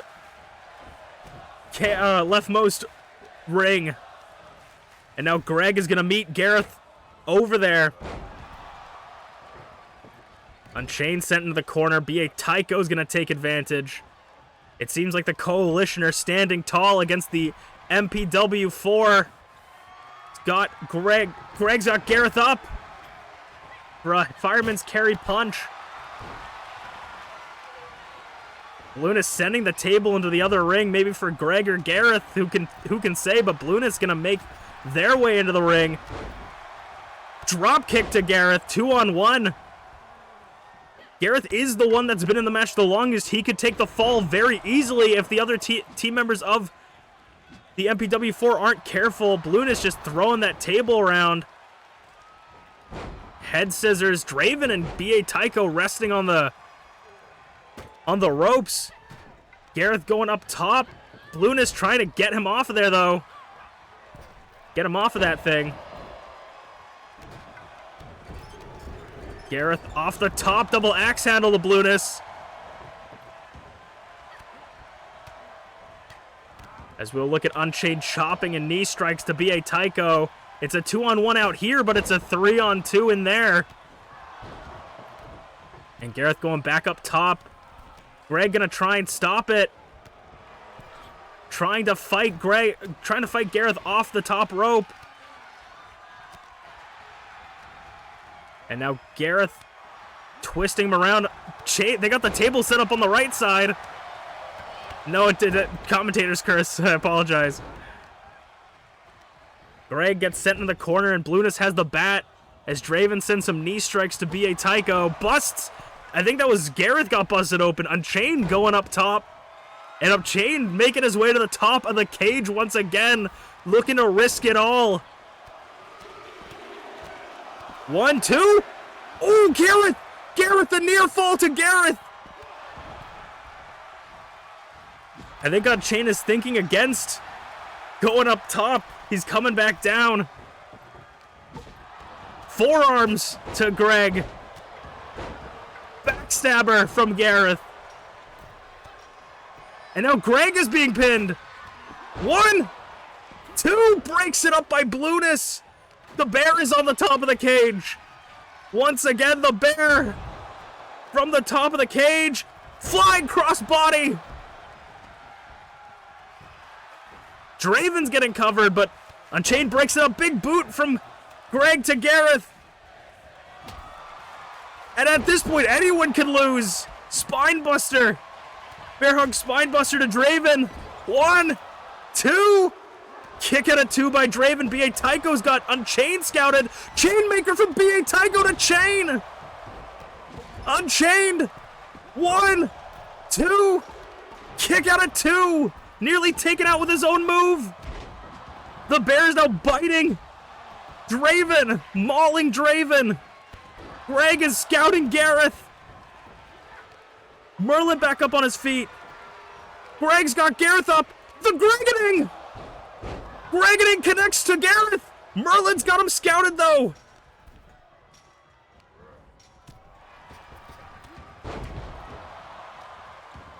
Greg trying to fight off Merlin. Super kick from Chain to BA Tycho. As Draven fights a bear in the corner. Sleeper hold to BA Tycho. BA Tycho can tap or pass out. Jawbreaker. Big boot to Greg from Merlin. It's 2-on-1 for Greg and Merlin, but Greg off the ropes and scoop slam. Takes Draven down into an armbar or a front face lock. Draven could tap. Draven could tap right here. Ooh, the pulling back on the back of Draven, backstabber by Unchained. Draven could have tapped there. Greg is feeling woozy. At any point, one lapse of judgment could lead to the downfall. Blueness butterfly, backbreaker. Greg looking to try to put the bear through a table, I think. Or Garreth trying to put the bear through a table. Greg now trying to put Draven through the table. German suplex on Shane. Holds the bridge pin, but Garreth breaks it up. DDT to Greg. BA Tycho all alone on the left one, making this a 3-on-4 in the right ring, but Draven's not going to let BA Tycho be alone for long, meeting him. Sound of Night all alone! Sound of Night all alone on the left side. BA Tycho! Oh, BA Tycho at a 2.9! White noise! White noise! Blue noise! To Unchained, kick out at 2! Near fall for Unchained as well! BA Tycho now at Garreth. Fireman's carry, things take a little, start slowing down a little bit, as slow as they can get in a match like this. Garreth and Greg chilling in the corners. The bear up top again from the top of the cage. 2. Ooh, a kick out at 2 again for Unchained, nearly losing his opportunity. 1, 2. Ooh, Draven barely saving Merlin from the bear. German suplex.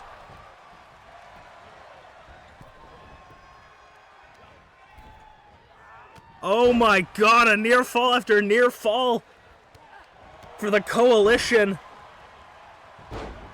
And once again, the Coalition covering Garreth. Broken up, though.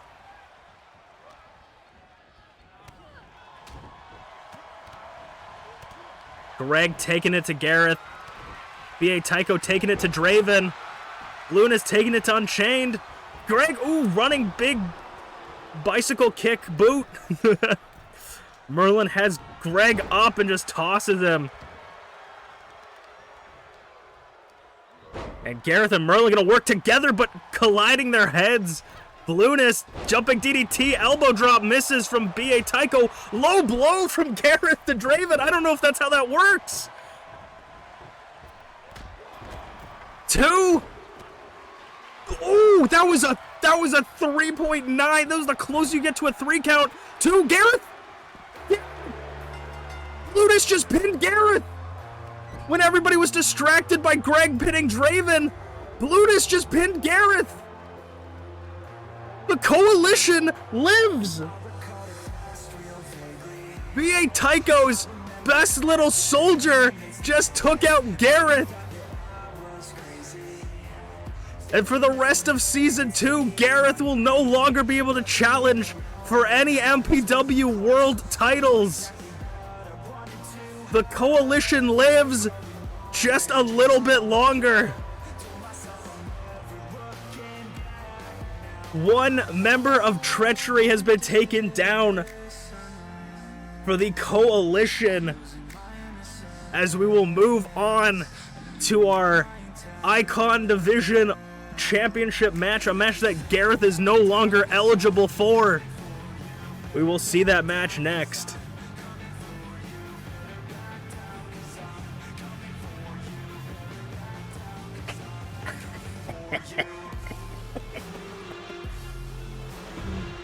And the good guys win again. Oh, for those of you who don't know, that's exactly how I wanted that to go. Down to the end, down to the T, that is exactly how I wanted it to go. Whew. I would have made that match the main event of the show, but Rize, Minty, and T's match has to be the main event. Like, there's no way that that's not the main event. And then I felt weird putting the Icon Division not right before or right after the Idol match, just because it's, like, similar things, so I had to make Rize, Minty, T the final match. Whew, that was so good. And this is our cool-off match, as some people call it. When you have such a hype match, and then you need to, like, cool the crowd a little bit. Doesn't mean it's gonna be a bad match, but it's to cool the crowd a little bit, get them to breathe, you know, and then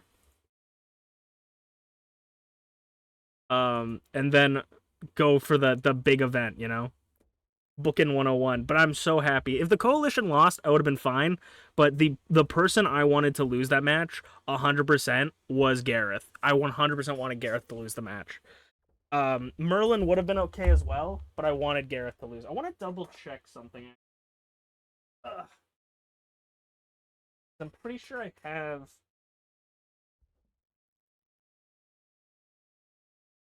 Yeah, I'm pretty sure Potato. I'm actually. Just in case, for some reason I did, but I'm almost 100% sure that Potato beat Dragthulu. to get to this point. But I just want to double check. Because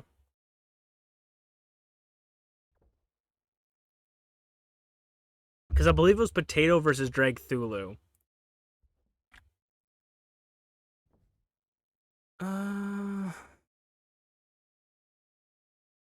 Gotta switch to my VODs channel, and then I also gotta remember to close Chrome.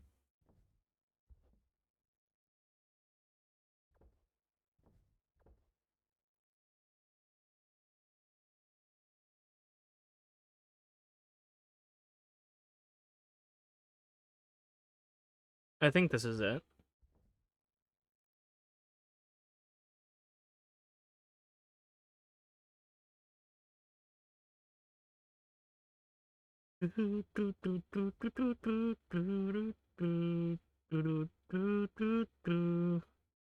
Pinky promise you won't screw me over. Tear me up like roaches. I'll be on it. Pinky promise. I gotta find where it is, because I think it was on the second to last show.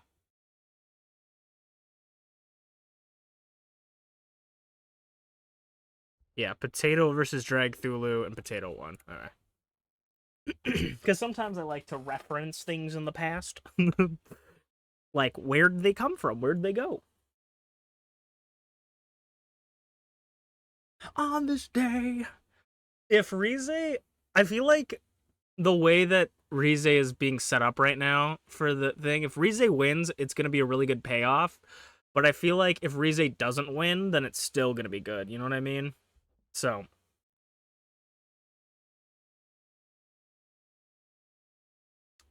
to be honest, at this point, Rize winning would be great, but also edging. Edging. All right, let's get into no. Let's get into it.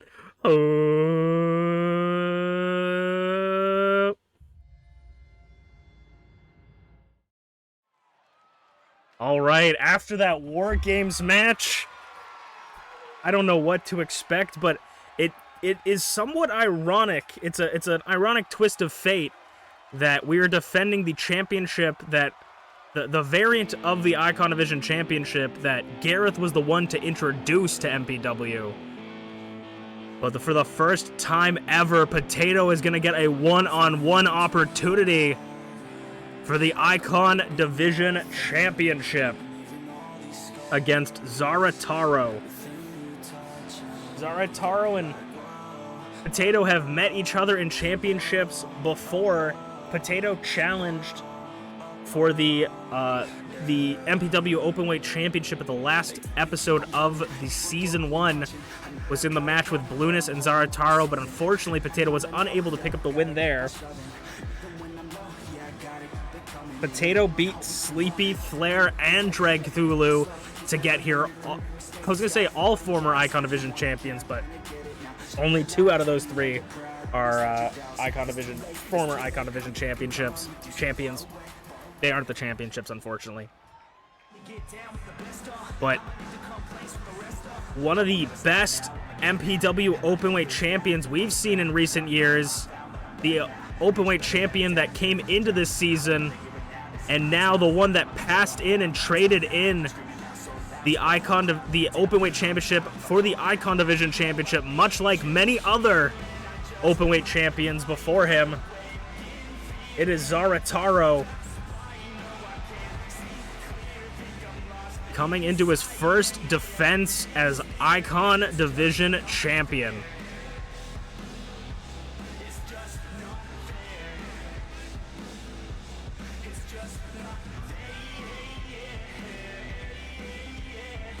Zarataro has become is one of the newer members of the Icon Division. Not the newest, but definitely one of the newer generations of the MPW Icon Division. And he has been nothing but impressive since coming out of the gate. Had an impressive Season 1. Ended Season 1 the Openweight Champion. Came in Season 2 the Openweight Champion. Lost that championship.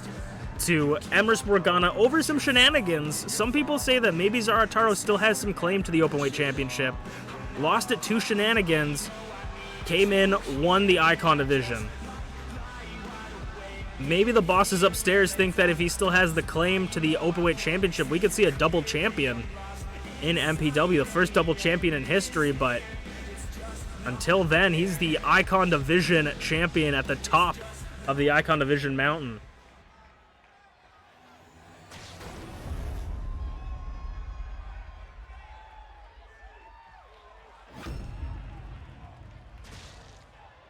A stone dog versus a hamster. MPW's finest going at it.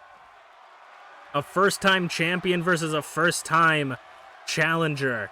Potato has been in a championship match before, but he has never been in a one-on-one championship match, as far as my memory can recollect. The last time I feel like Potato was in an Icon Division championship match was during the Elimination Chamber at This Is Not a Christmas Show.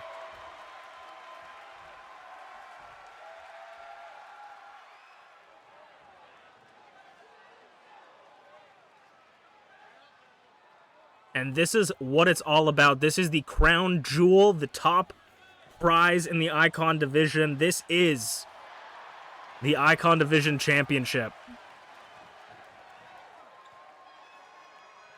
Potato versus Zarataro. Speed versus power. Who will come out on top? And in a test of strength, of course Potato comes out on top. Zarataro's got to not underestimate Potato when it comes to his power. That is one of Potato's defining features, and Potato has fought the odds in the #1 contenders tournament to get to this point. You can't just sit you can't just sit here and expect yourself to win. You have to come in with the fire, with that desire to become champion, because I know Potato's been hungry.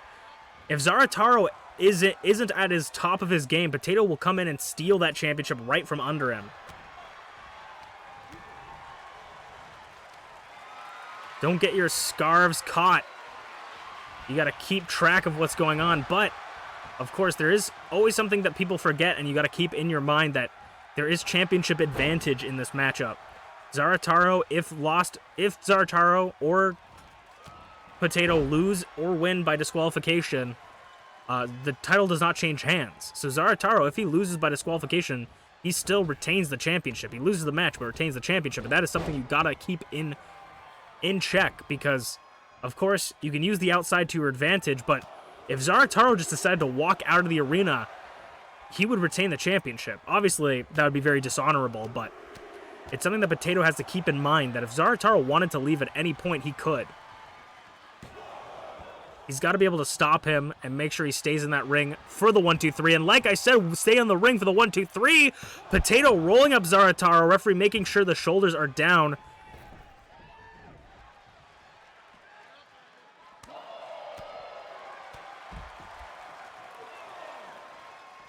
And Potato mounts Zarataro with the hammer fist on the outside right after I said you got to watch yourself on the outside. The referee will say, like, referee's discretion on how fast they count. Some referees count fast, some referees count slow. Some referees want you in the ring, some of them just want you to be fighting, you know? But it's the referee's job to count out anybody that is on the outside, and is their job to disqualify anyone that does not get into the ring within 10 seconds. Potato entering the ring. Once again, Fisherman suplex. Zarataro kips himself back up, but gets caught in a head squeeze. Just squishing the head. Gonna pop Zarataro's head like a grape. You do not squeeze a hamster like that. Zarataro. Tornado DDT. Not really a tornado DDT, but something similar.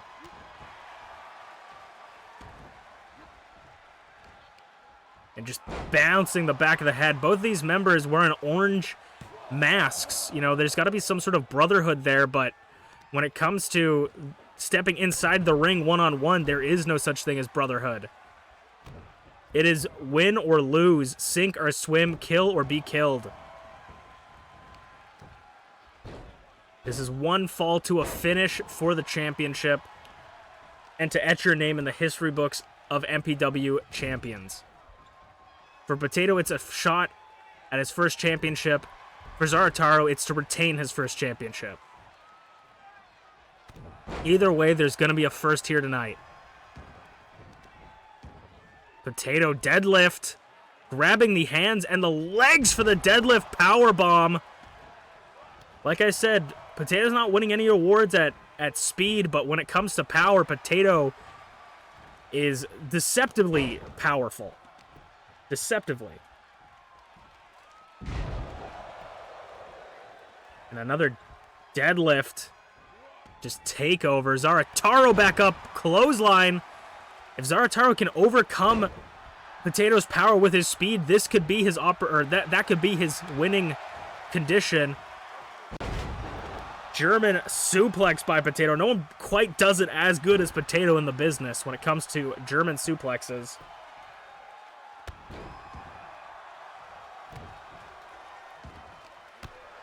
And a kick to the head, trying to get him off of him, is Zarataro. But Zarataro, maybe this is the opportunity he needed. Kaiju Killer by Zarataro. 1, 2, kick out of 2. Nearly retains his championship. That was a near fall for Potato, and Potato's got to watch out. Any other big move like that could spell disaster for him. It could be the end. And speaking of disaster, I hope this doesn't end in disaster for Zarataro, as he seems to be eyeing up Potato for a dive to the outside and lands directly on his tailbone. The pain shooting up his backside, but he did get a little bit of that on Potato as he cannonballed to the outside, busting Potato open with those fists. And now double stomps Potato to the chest, sending Potato into the ring. Zarataro's got Potato right where he wants him. It's just a couple more big shots like that, drops him down. And it might be the end for Potato. Zarataro, ham, thank you. Ma'am in the center of the ring. Elbow driving through the chin. And this could be all she wrote. The Cinderella story for Potato is over. Second Kaiju Killer. Zarataro cementing himself in the legacy of the Icon Division Championships. Up until this point, we saw Potato as pretty dominant. He destroyed Dragthulu in their #1 contendership match. But that just goes to show how much skill, where Zarataro is right now.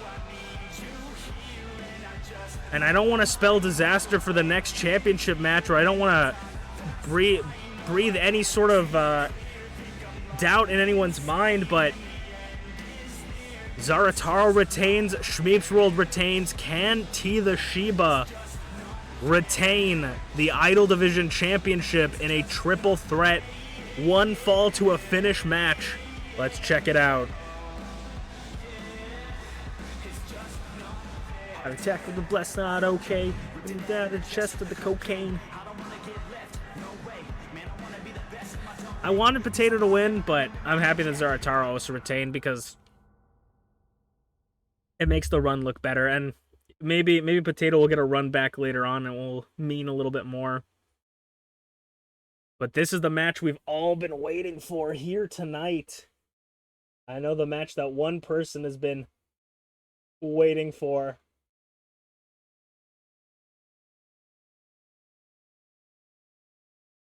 Woo-hoo-hoo.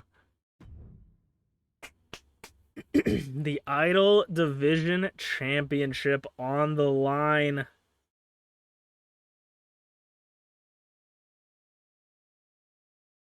Rize coming off a very controversial win over T. The feet were really in the ropes. Ref didn't call it, and that's what got her to this point. All right, everybody, let's get into... This is the final match of this show, but then we're going to have 2 more shows. I know, we already spent like 2 hours on this show. We have 2 more shows after this, so let's get into it. Oh.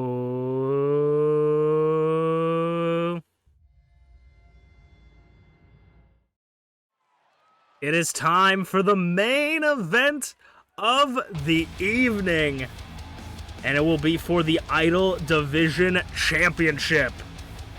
To start us off for this triple threat contest, one fall to a finish, it will be Rize. And now Rize got to this point. She's coming off of a very controversial win on Thursday against the champion, TeaTheShiba.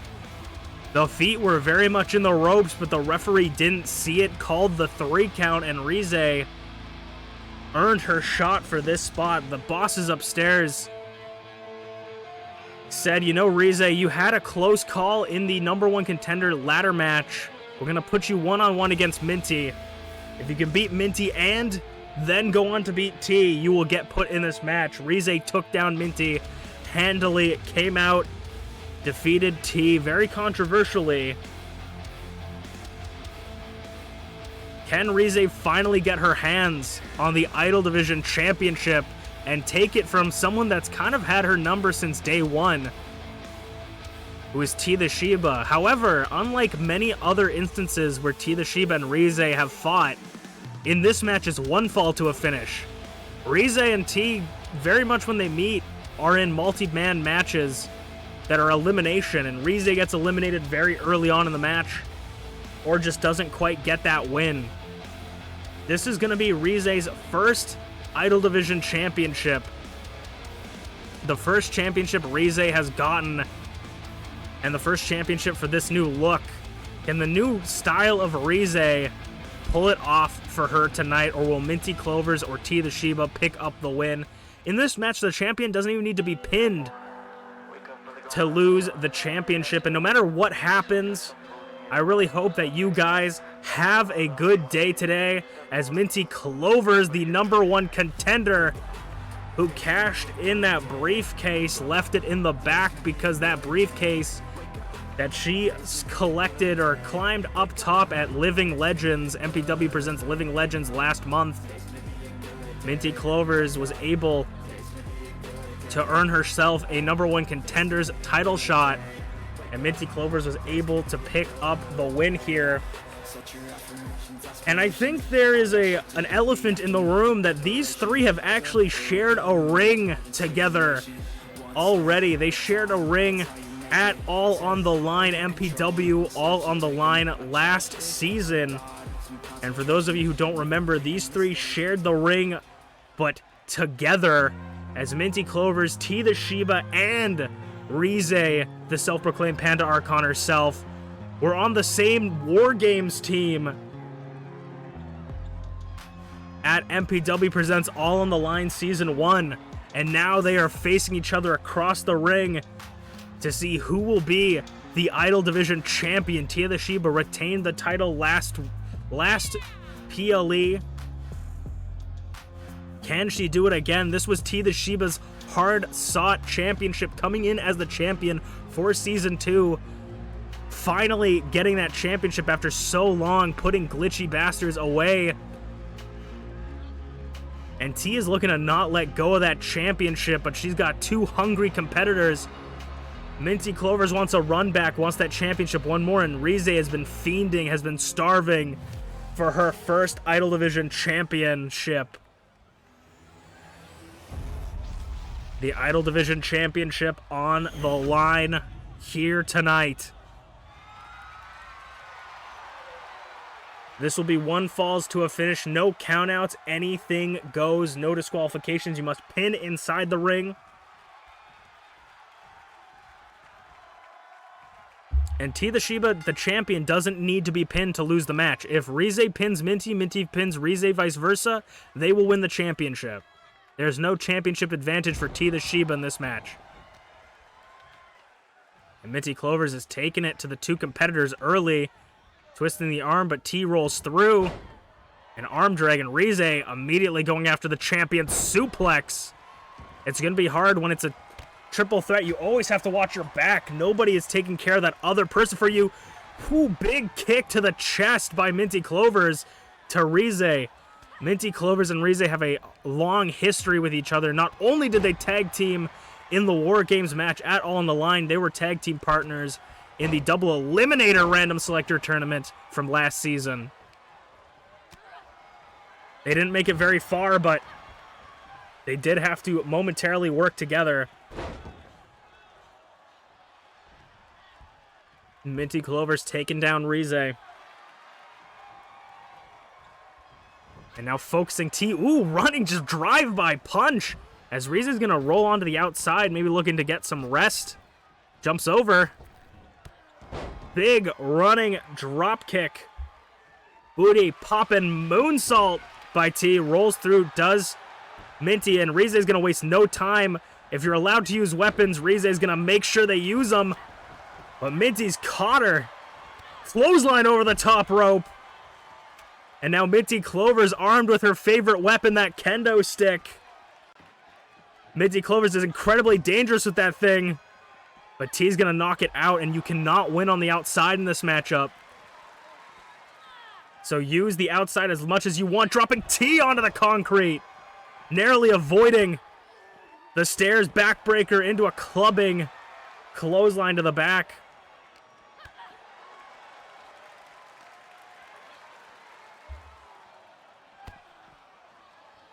And a double DDT, some tag team work from Minty and T, but it's short-lived as T immediately starts going after Minty. You can make some tag teams, but pedigree on the outside, no. You can make some alliances. Oh my god, arguably a butterfly pile driver onto the floor. Make some alliances, but you can't. It's not a team game. Saito suplex by Minty. Rize is taking damage on the outside. And now that kendo stick being used against Minty.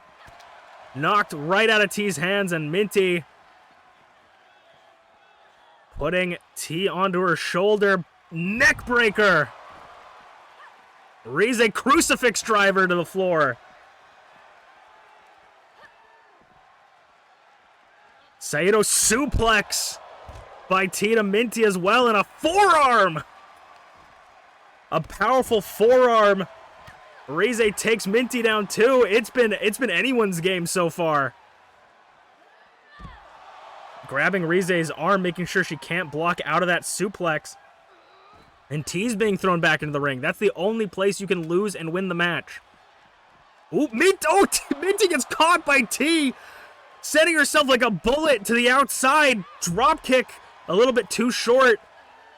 And now T's gonna boop Rize's snoot. Right on the snoot. Elbows to the back. The champion standing tall. Kicks to the leg. And now kicks to the face of Rize. Busting Rize wide open. Into the steel steps. Minty getting T some alone time with T in the ring. Saito suplex again. Rize out cold on the outside. Taking this opportunity to breathe. Blue Thunderbomb by Minty. Blue Thunderbomb to the champion. We can see a new champion right here. 2. Kick out at 2. Rize's back in the ring though. Big boot.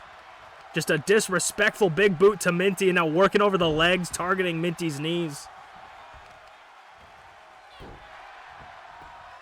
T's back up. Knee strike into Hurricane Rana. Reversal maybe. Yes. Uppercut by Rize. And now it's the Panda Archon's turn to take it to the challengers, or the other opponents in this match. Ooh, ducks the punch. Reversal, sweeps the leg. TeaTheShiba over the ropes. Elbow drop. Put a little sauce on it. Rize's going to roll out of the ring. Get herself some breathing room. T's going to go to the outside. Maybe look for a weapon. He's looking for that kendo stick. Rize, though, catching the champion. Do we see a little bit of a bias by Rize? Instead of going to target the prone Minty in the ring, goes after TeaTheShiba on the outside. Targeting the champion down, or is it just trying to wear everyone down? Rize drops the leg and puts Minty into a submission hold on the outside. Like I stated before, you cannot win on the outside, but MintyClovers is definitely, I don't think that matters to Rize. As she is wearing down MintyClovers with this front face lock, this Anaconda Vice, I believe? No, maybe not. I don't know. STF? Electric chair drop into the forearm. And now it's Minty and T again. T's stacking Minty up and dropping her down onto the knee head first. Ooh, back elbow into the barricade. T giving a little something something to the crowd right now. T is a crowd pleaser for sure. Kendo stick in hand, but that's Minty's weapon. Smacking it across T and now to the back. Gonna try and break the Singapore cane across the spine of TeaTheShiba. Now it's Rize's turn to take it. Sayuro or back suplex. It was more of a back body drop, but TeaTheShiba gets Rize back up in this corner. You can do as much damage as you want on the outside, but this is not where you want to be if you want to win the championship. Bumps him. Minty and T fighting on the other side of the arena now. TeaTheShiba! MintyClovers pedigree to T on the floor! Using the champion's own move, saying good night to T, and it's Rize and Minty all alone.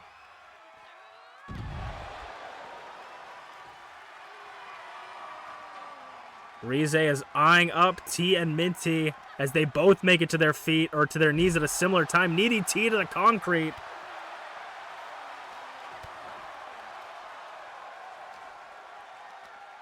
And a Uranagi to TeaTheShiba. Uranagi. I'm not a Nagi, you're a Nagi. Nelson, a full Nelson hold there by Minty to T. Rize making it to the outside. They are just trying to do as much damage as possible to secure that one of the two opponents they have to face is down and out on the outside to get themselves that pin. This is for all the marbles. This is what All on the Line is all about. Everything put on the line for these people. A shot at redemption for Rize. A chance to prove yourself for T. And a shot to get back up onto the top of the mountain for Minty. All three of these ladies want the Idol Division Championship. This shot is everything to them. German suplex into the barricade. And Rize gets sent into the barricade, and MintyClovers showing off a little bit. Maybe the cockiness will get to her, the hubris.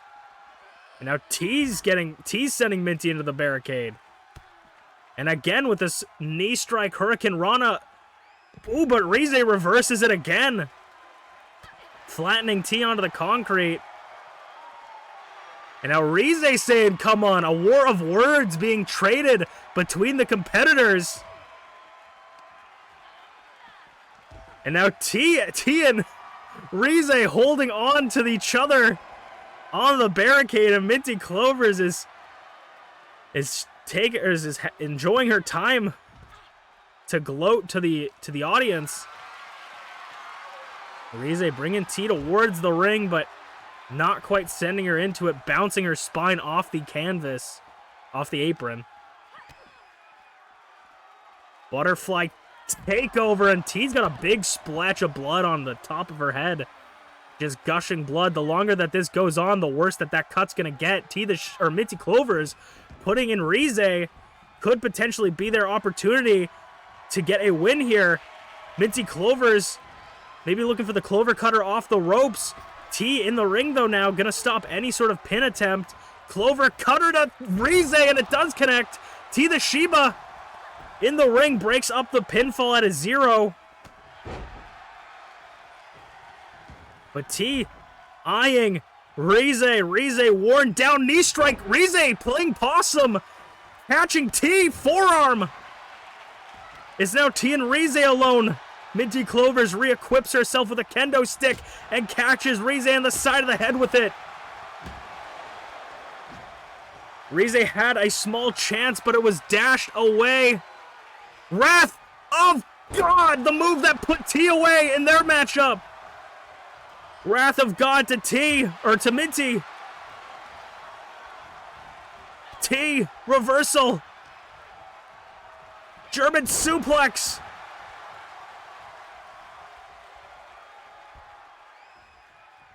Rize's out cold. T looking for the pedigree.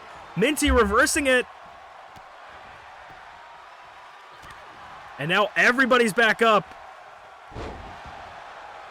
Minty and Rize working a little bit together, but not quite getting it off. MintyClovers breaking up the pinfall before the first count.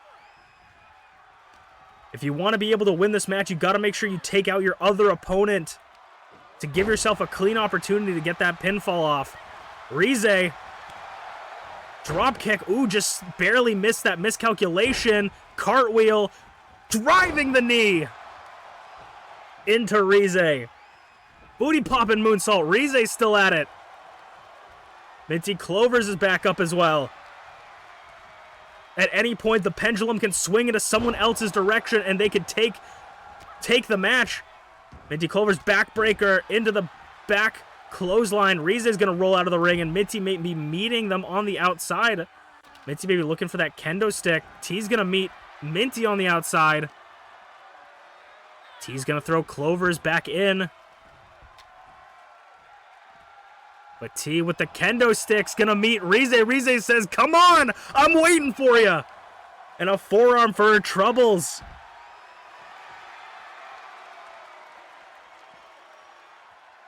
MintyClovers and oh, Minty ducks both Rize and T's as T and Rize form a partial alliance for just a second, sending T up the ramp.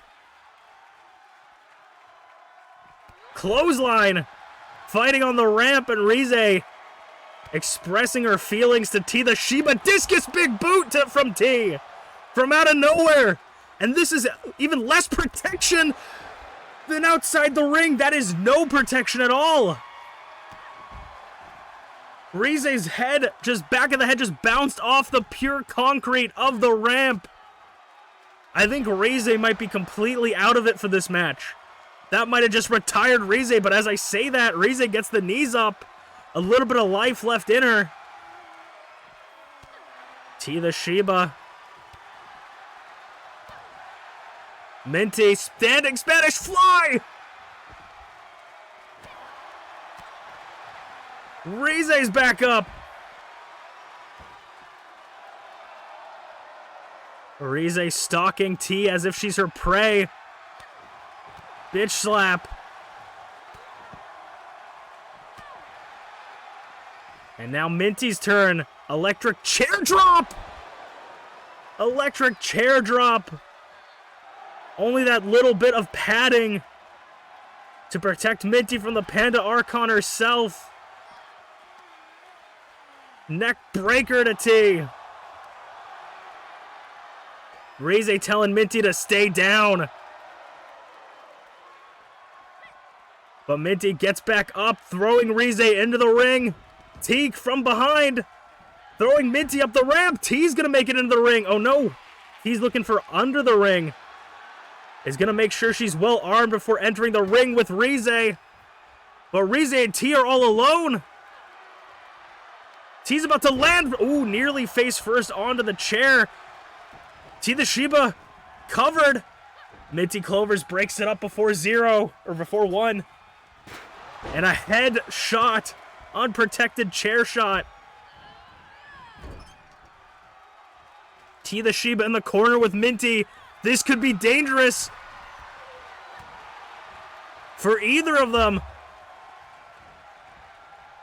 Rize's got to get back up and get in the ring if she wants to keep any chance of winning this match. Pedigree to Minty. Connects, but T's out of it. Could Rize take this opportunity? What is Rize doing? Rize's eyeing up T, but they gotta hurry. Minty's only gonna stay down for so long. Wrath of God! The self-proclaimed Panda Archon for the new champion! Kick out at 2! T barely kicks out at 2.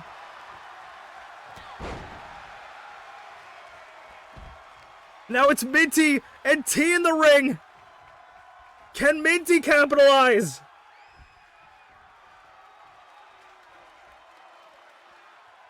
Minty's hesitating, taking her time.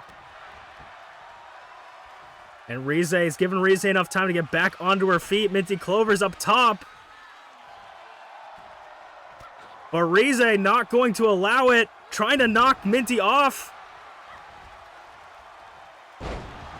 Takes Minty down. Now T behind them. German suplex. Hooks.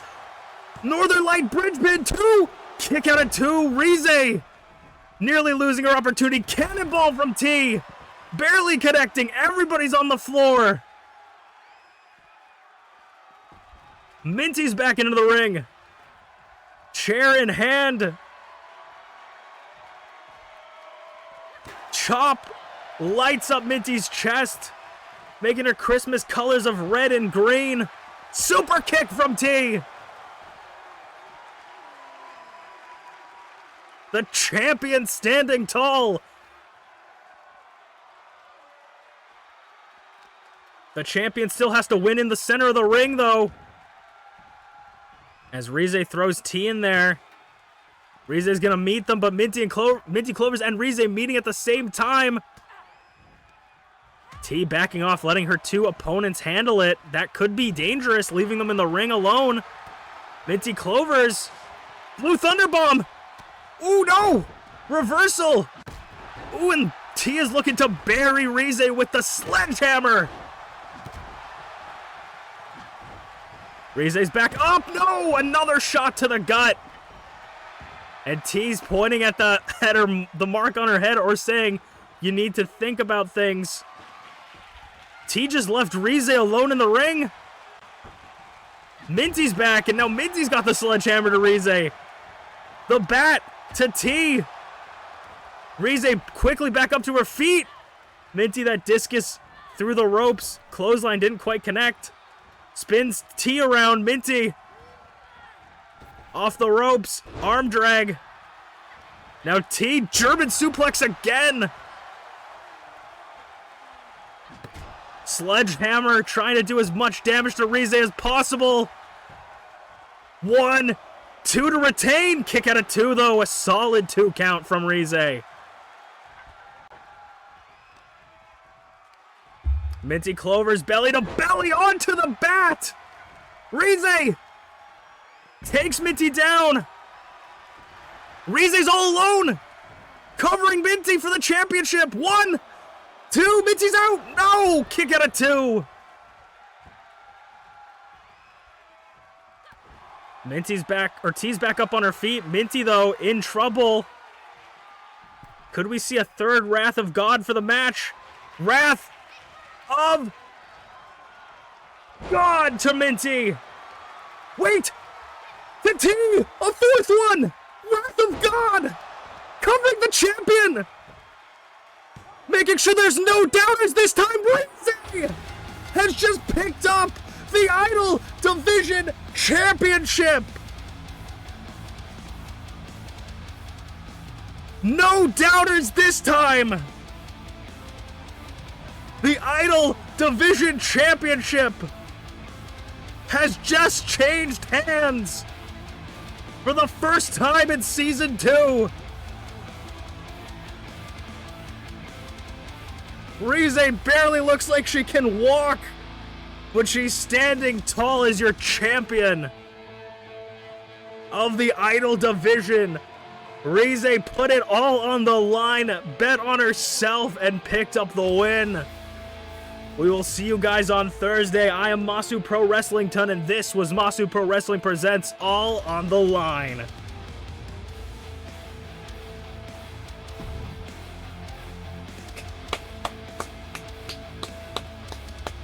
Sometimes you can only edge for so long, as Rize picks up the win.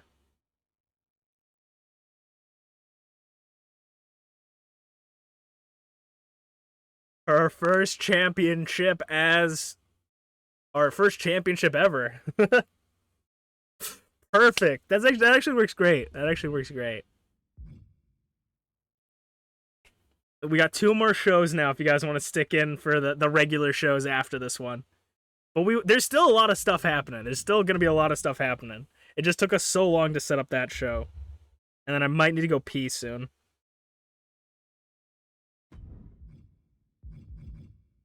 Woohoo! Quick. Rize picking up a juicy win. All right. I should have said something about edging in the actual episode.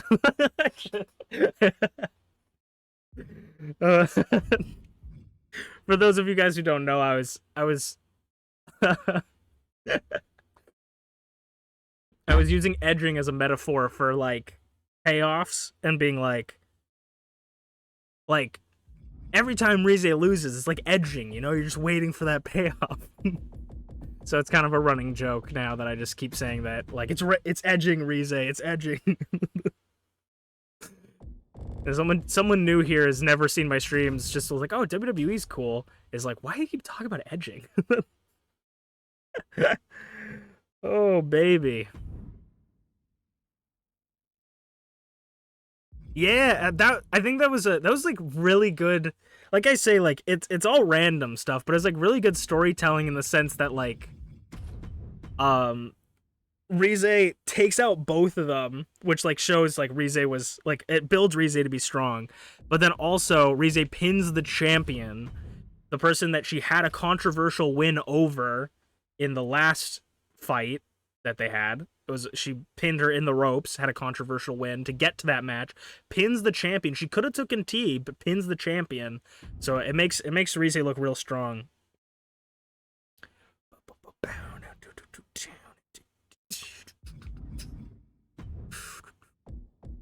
And now if Rize loses her first match as champion, I'm gonna cry. Like not like defending the championship, I mean like if I'm booking her in spoilers, I'm booking her in another match.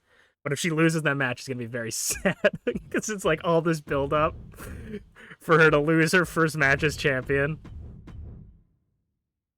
But you got it, that's true. You did get it. Alright, we're gonna do this. No. Do this. And then I think what I need to do is set something. Which the way I'm doing this means that it's not gonna work. Okay, I booked the whole show. I'm gonna put you guys on the BRB screen. I'm gonna go get some. I'm gonna go fill up my water bottle and go to the bathroom. So thank you guys for sticking with me, but I'm gonna be right back.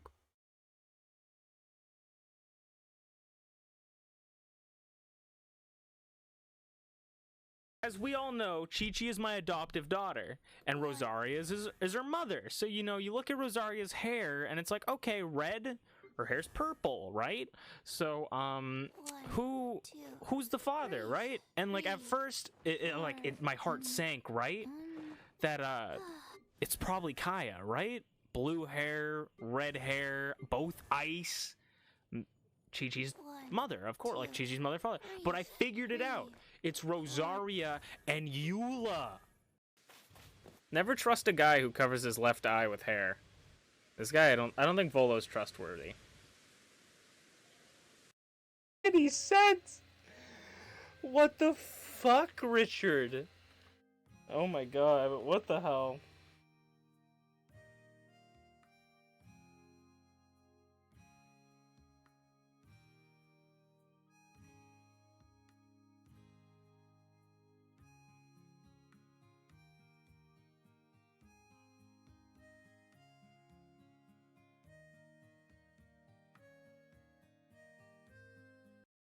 Twinkle, twinkle, little star. I wonder where you are. You put it. I'm so stupid. I built it. You place it.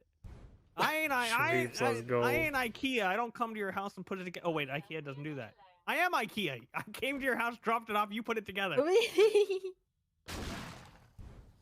Shmeeps. Hi, Glitchy. How's your day been? I hope it's been swell. And if not, I hope whoever or whatever made your day not swell gets hurt. Hurt bad. Oh no. It's going good? Hey, what's up, girl? I got her. I took a snap. I got her on my Snapchat. Pikachu graduating. Pikachu eating blueberries or something, but is sad. Pikachu fucking dropping milk and is very angry and sad. Meowth stealing all of your money. Me and a Pikachu. Pikachu but in love. Pikachu but terrified of small clowns. Pikachu but very sad because ice cream. As if I'm walking on slime blocks. Whoa. Walking on slime blocks. Whoa. Sometimes I feel good. Jeb has.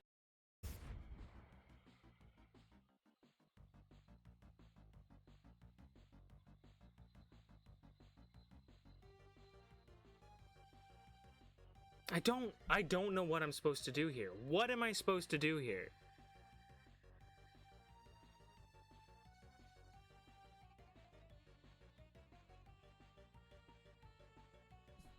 Because I can't do the fucking if it's like, oh, you're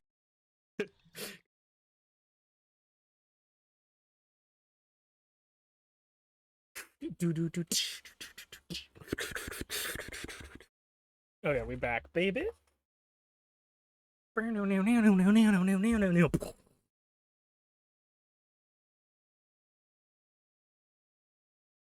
Oh baby.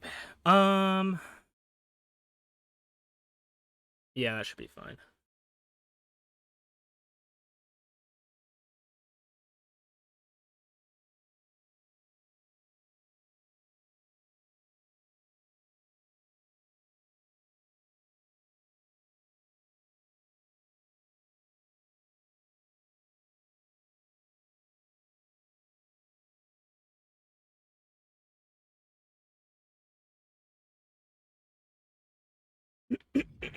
All right, let's get into it. No, let's save the matches before I undo all of that.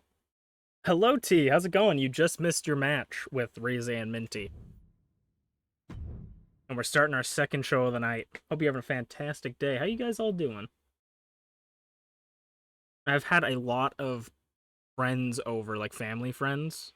So I've been tuckered out. I had a family come over yesterday, and then we're having a friend stay at our house for a bit.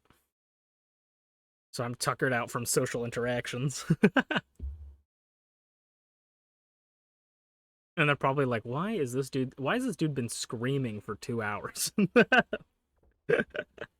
Alright, let's get into the first match of the second show.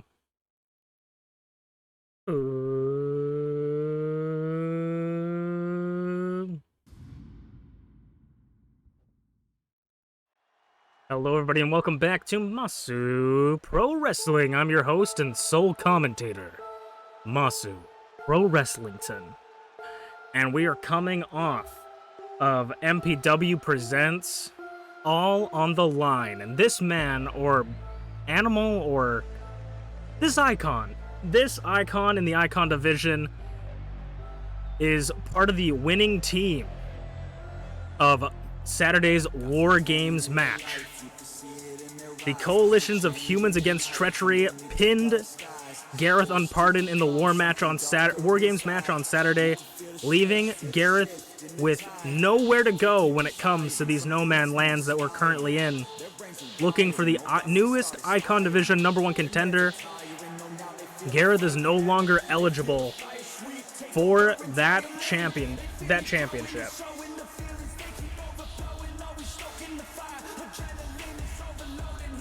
And to start us off for tonight's match, one of the newest members of the Idol Division and a member 1/4 of the coalition of humans against treachery. It's a bear? I mean, one of the powerhouses, I would say the hired muscle of one of MPW's most dominant factions, the coalition of humans against treachery. It's a bear. This bear is going to go one-on-one, and we will see if this bear has the chops to make it to the Icon Division Championship. Could the Coalition hold all the gold in MPW after saving themselves from deletion? It's a bear for sure. Certainly a bear. Now that the bear and Greg have joined the Coalition, they're basically mainstays. They are official members of the MPW roster under the Coalition. Who knows what would have happened if the Coalition had lost the War Games? They might have been out of jobs. But fortunately for them, the bosses upstairs are always looking to create jobs for anyone. Create jobs and jobbers.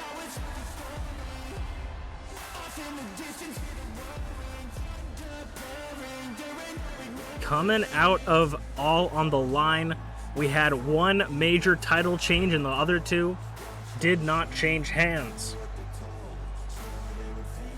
So we'll see how the new and the old champions fare against potential challengers to their thrones.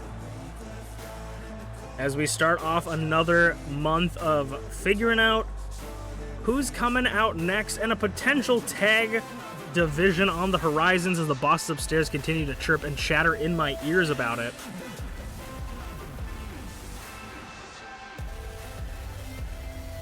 The one thing on my mind, though, is who the heck is going to go one-on-one with a bear?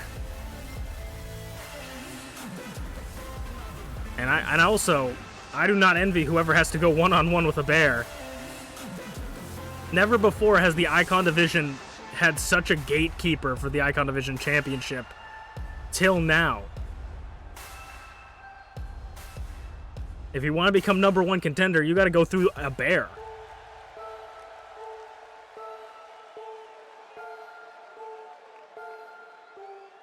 And going one-on-one against the bear will be none other than the two-time MPW Icon Division champion himself.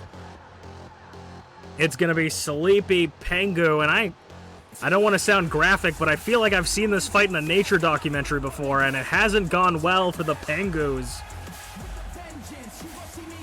TheSleepyPengu looking to go one-on-one with a bear. And I definitely do not envy TheSleepyPengu. Not only is the power and the height but the height difference is incredibly different between these two. When it comes to technical wrestling and agility, I would say that Pengu's got it, Sleepy's got it on lockdown. So if he can out-wrestle a bear, I mean, this is what people used to do in the Russian mountains to become better wrestlers. Train against bears in the mountains. So maybe this will be good training for TheSleepyPengu and his technical wrestling prowess. Sleepy would be the most knowledgeable on how to counter the bear hug from a bear. And of course, the bear winning the test of strength, Sleepy not allowing him to hold on for too much. Oh, excuse me, for too long. Butterfly takeover by TheSleepyPengu. And I was talking a lot of shit, but I said, hey man, maybe the power dynamic is going to be a little bit different between Sleepy and the bear, but Sleepy's immediately showing the bear that he can handle you one-on-one. Sleepy's going to go outside the ring in front of the French-Canadian commentator's table, dropping the bear onto the hardest part of the ring, and that is the apron. It's where all the metal beams connect each other, and there's no padding on that part. The canvas has a little bit of padding, the flat part of the ring, but the apron, there's not a lot of protection there. And that's why many people consider it to be the hardest part of the ring. It's like dropping your back on a turnbuckle. Or I guess it's not a turnbuckle, the ring post.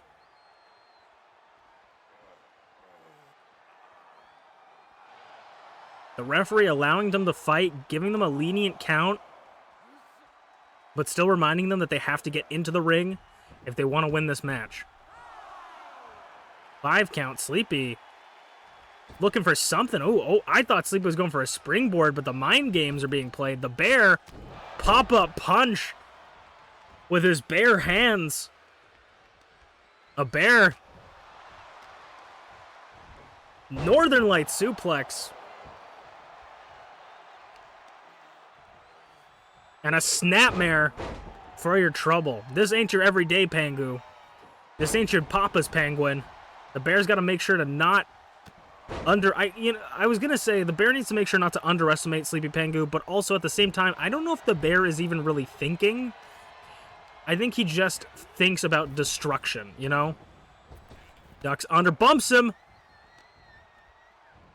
And the bear just grabbing Sleepy's head and kicking him in the face with his claws.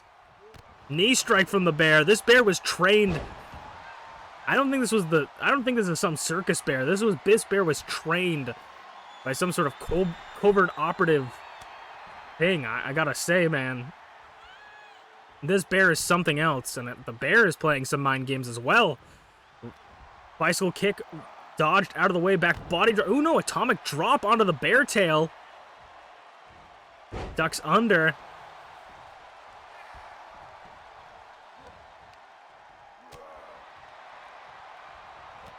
Blocks the punch, gets the left hand in him, though. Sees the chink in his armor. I hope that's the saying. If not, I apologize. Goes under, belly to belly. Rope break, the long legs of the bear.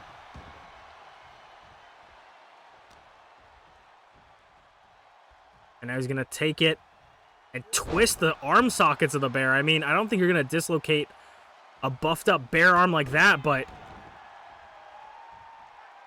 definitely will do some damage to the ligaments.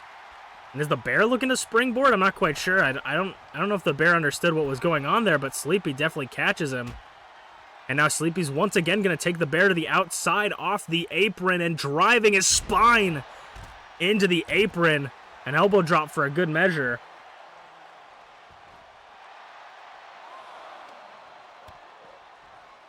And a spinning neck breaker.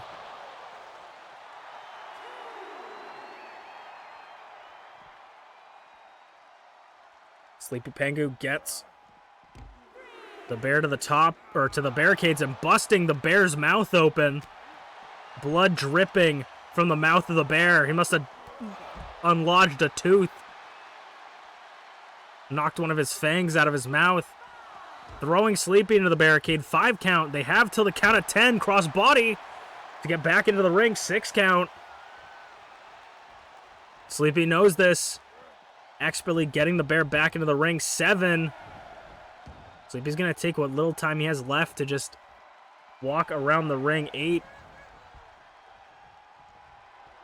And now Sleepy. What is it going to take to put away a bear? Go to Sleepy. Reversed, though, by the bear. And now the bear hug. Sleepy trying to stop it. Sleepy trying to prevent the bear hug, but I don't think he can. He's got him partially locked in. And Sleepy, ooh, clapping the bear's head together, or ears together, cross body.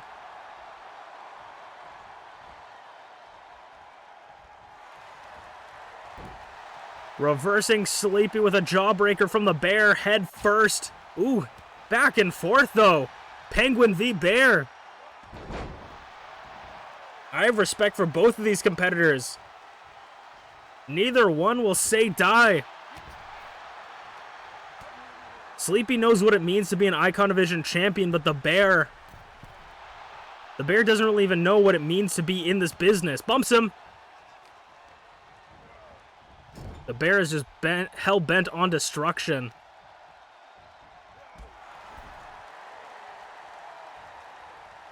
Sleepy keeping him in that corner. Making sure the bear's got nowhere to go, but you know what they say about an animal backed into a corner? It's not a good thing, and Sleepy's about to find out why. The bear eyeing his prey, looking for that moment to strike. Knee strike, though. Blocked by Sleepy. And Sleepy building up the momentum, building steam. Working over the arm of the bear. Continuing to target that arm. to take the strength, the arm strength away from the bear. Sleepy going for the cover. Pulling the legs just barely away from the ropes. That is a big disadvantage Sleepy is at. The bear is just so massive that it's very hard to pull him away completely from the ropes. He's like a quarter the size of the ring.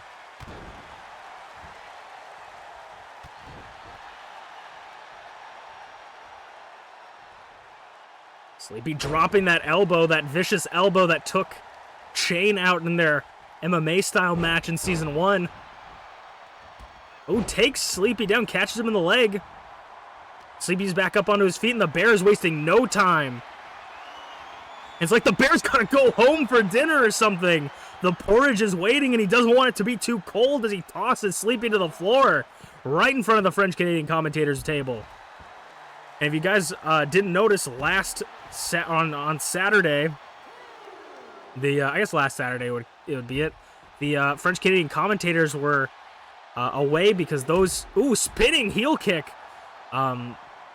Because we were in France once again, so we gave them the day off. So no French-Canadian commentators for All on the Line.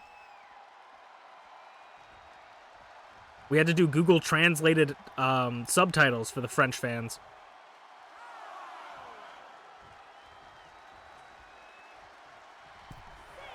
Six count. Sleepy gets back into the ring.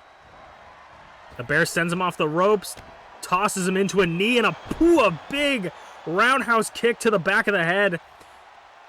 Any hits to the back of the head can be fatal. It is deadly to get shots like that on the back of the head.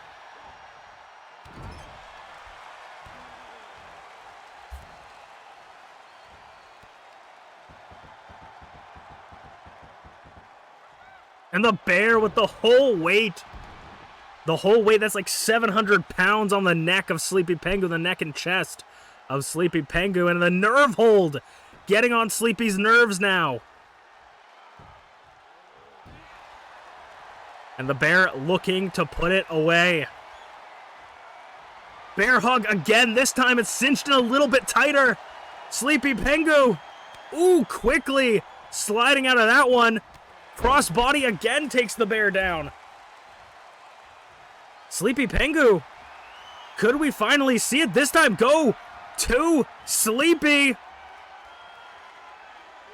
Connects onto a bear. And Sleepy goes to cover him. 1, 2. No, TheSleepyPengu. Nearly picking up a win against a bear. Ooh, over the knee.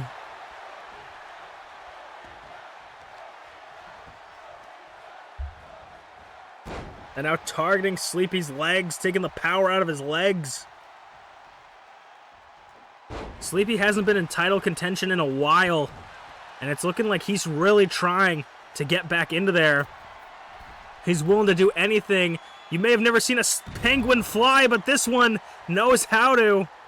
Looking to do anything it takes to win.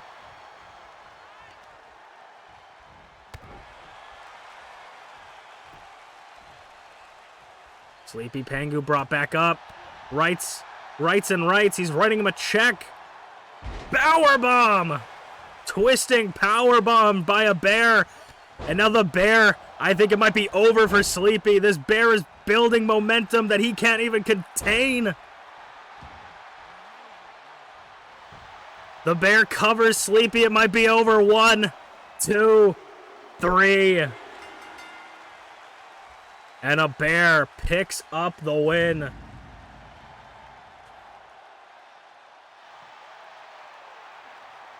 A massive win for a bear. Showing just why B.A. Tycho hand selected him to join the coalition. No hard feelings to Sleepy. Oh my god. Okay. All right, as we'll move on to the next match of the night. Our cameraman almost got mauled.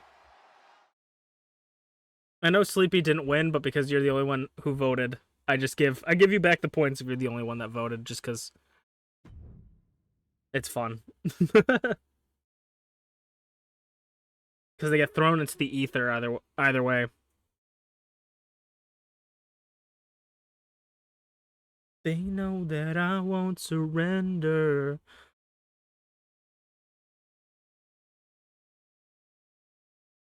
Massive wins for Bears. Massive win for Bears everywhere. Yes, sir. Yes, ma'am, I should say. Yes, champion, I should say. All right. Let's get into the second match of the night. Who...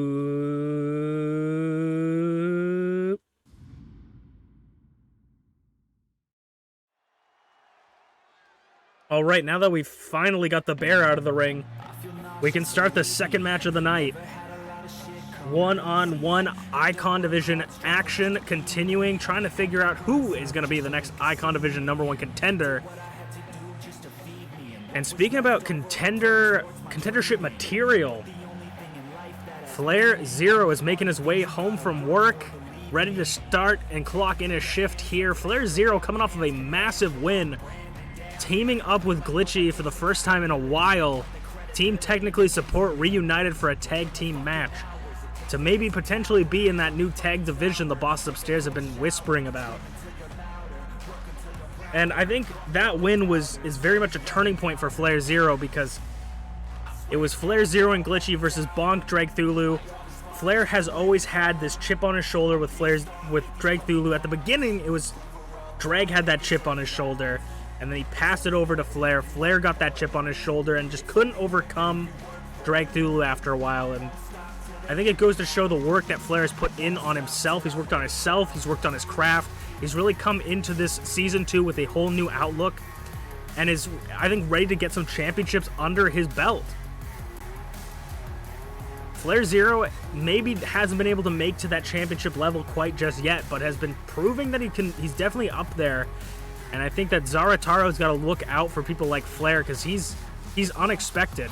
He's unexpected. You don't know what to expect from Flair coming out in this point, because he's no longer that rigid Flair that he once was in Season 1. He's now thinking outside the box. He's been able to improvise, and he's a completely more dangerous competitor coming into this match. However, talk about unpredictability.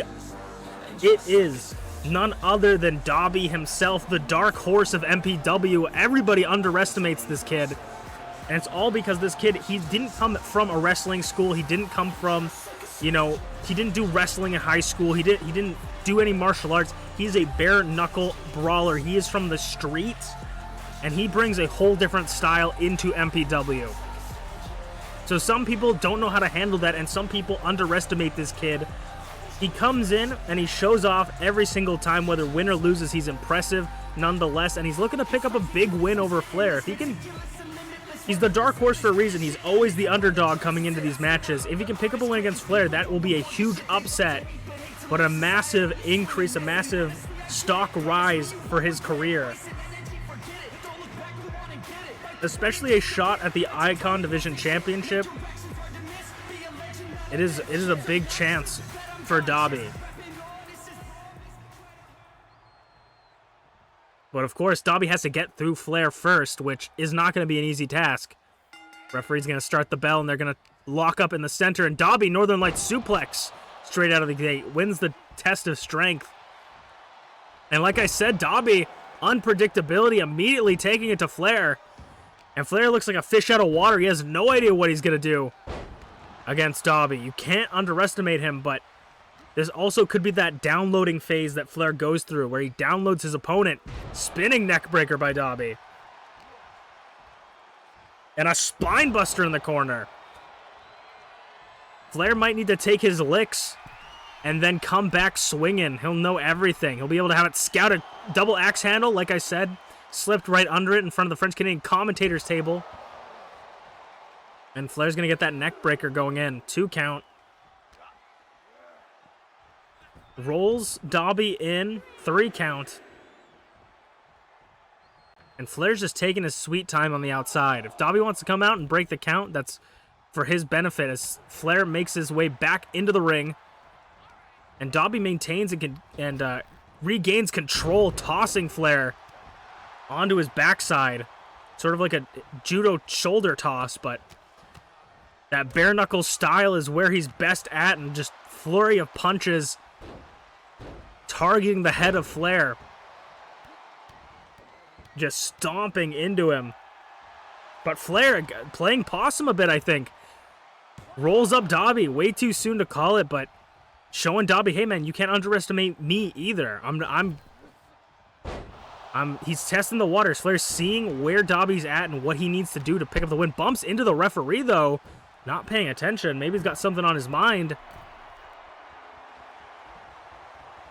Flair maybe looking for a double axe handle off the top. No cross body, and Dobby catches him mid-air and is gonna scoop slam him for his troubles. Flair back up with a swift jab. German suplex. Dobby's gonna roll outside. Flair's gonna meet him. And a neck breaker again, inverted neck breaker.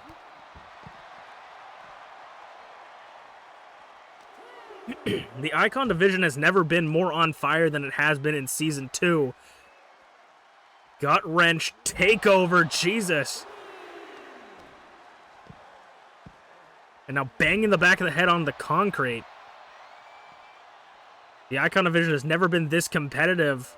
And they took out someone that was second place overall, I believe, in MPW, Garreth Unported. He is no longer able to challenge for the Icon Division Championship. So this has opened up all new blood, or not all new blood, but a lot of new blood into the Icon Division Championship. FlairZero. Powerbomb. But he's not letting go quite yet, holding onto that dress shirt of Dobby. Third time's the charm. Hooks the leg for the pin. 2 count. Nearly taking it to Dobby. Showing, hey man, I might have your number at this point. You don't want to count out Dobby, but Flair might have downloaded him. And now he might just be right where he wants him. Dobby with the drop kick though. Getting in their licks. Flair over the knee like a disappointed father. Spins Dobby around for a combo breaker to finish it. Going to cover Dobby. 1, 2. Kick out at 2 though. Not quite enough to finish it. With the forearm rocking him. I saw the skin vibrate off his jaw. Not off his jaw, but on his jaw. As that forearm hit. Can we get that in slow-mo? We don't have slow-mo? Okay. We can't get it in slow-mo, I'm sorry. As these two now brawl on the outside, I would say that maybe Dobby has the advantage. Butterfly powerbomb on the outside, but FlairZero definitely knows his way around the ring. Spinebuster on the floor.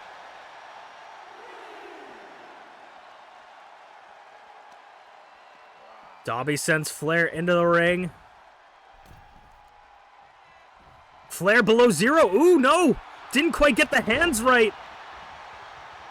Dobby just barely slipped around it, and now full guard mount busting Flair open. That could have been a big miscalculation by Flair. Dobby flipping him around. Russian leg sweep. Flair trying to get back some semblance of control here that he lost. Once again, Dobby slipping right out of his grasp. Over the knee. Flair trying to build back that momentum that he just lost. All that steam built up, only for it to go out like smoke. Dobby, final ignition! Putting Flair flat on his back. 2, kick out at 2. Dobby thought he had it. Flair solid 2 count.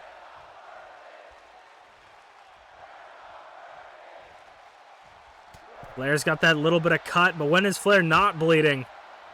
And now Dobby looking at Sleepy's playbook here onto the apron. Driving Flair onto the apron.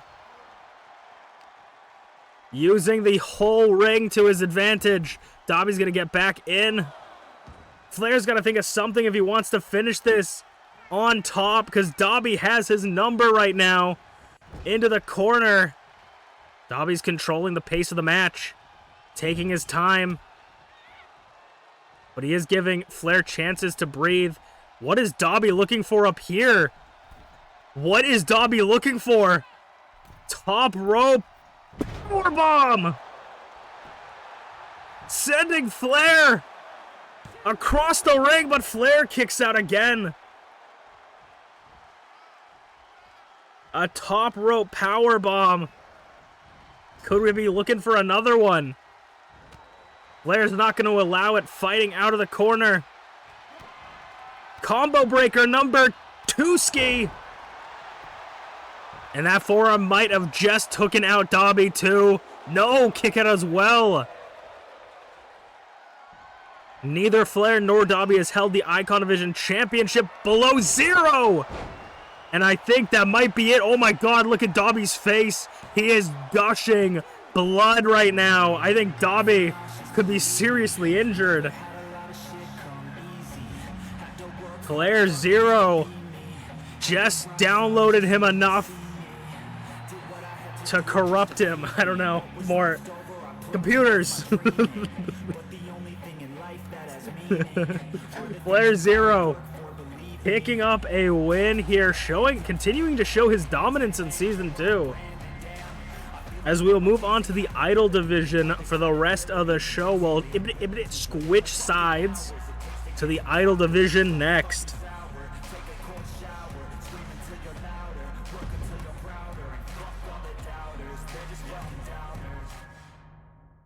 I swear to God, will let me down. And when it pop in the bow. And when the How's it going, everybody? I don't know why I said that. How's it going, everybody? Ooh, I'm excited for the main event of this show. I think it'll be very cool. So let's get into it. I hope my voice can handle it. I feel like I've been losing my voice immediately. That's what screaming for 2 hours does to a man. All right, let me set up the predictions. Ooh, we had a little bit of a split, but FlairZero, the underdog in the voting.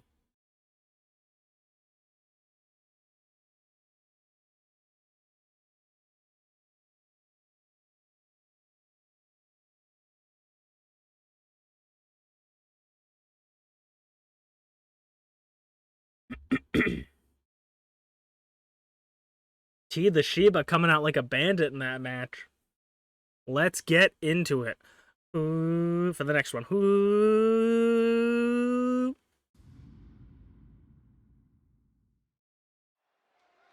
It is time for some Idol Division one-on-one action.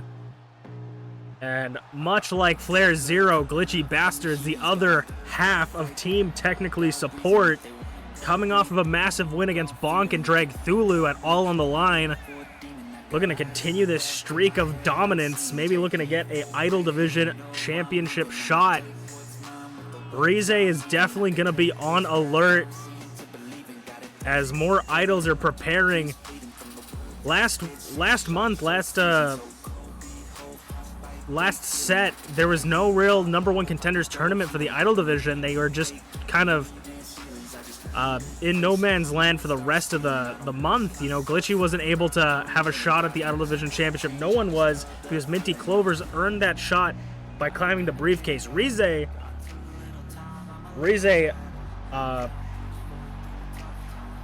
my brain cannot think of this word. Rize discussed, that's not the word I'm thinking of, discussed an opportunity, bargained an opportunity from the bosses upstairs, and was able to be put in that match. And I mean that you got to start fighting for yourself, I guess, against the corporation, because Rize came out on top. And I know it was a sad day for the Shiba household, but it will be MamaInu going to face GlitchyBasturds one-on-one. And I don't know when the last time we saw this matchup, but this will be an interesting one-on-one if MamaInu can withstand the power of GlitchyBasturds.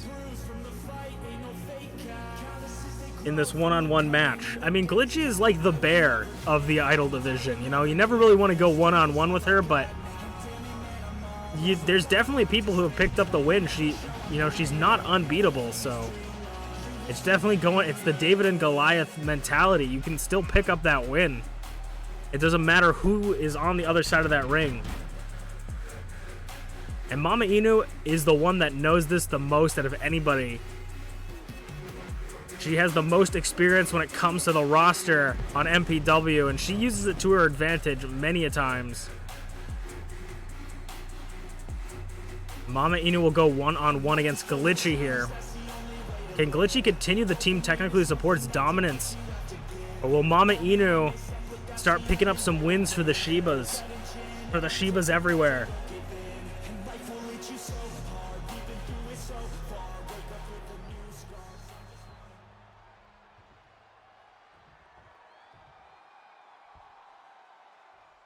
GlitchyBasturds versus MamaInu. Starting it off, MamaInu gets the first strike and twisting the arms of Glitchy, but Glitchy using that strength. The strength advantage against MamaInu.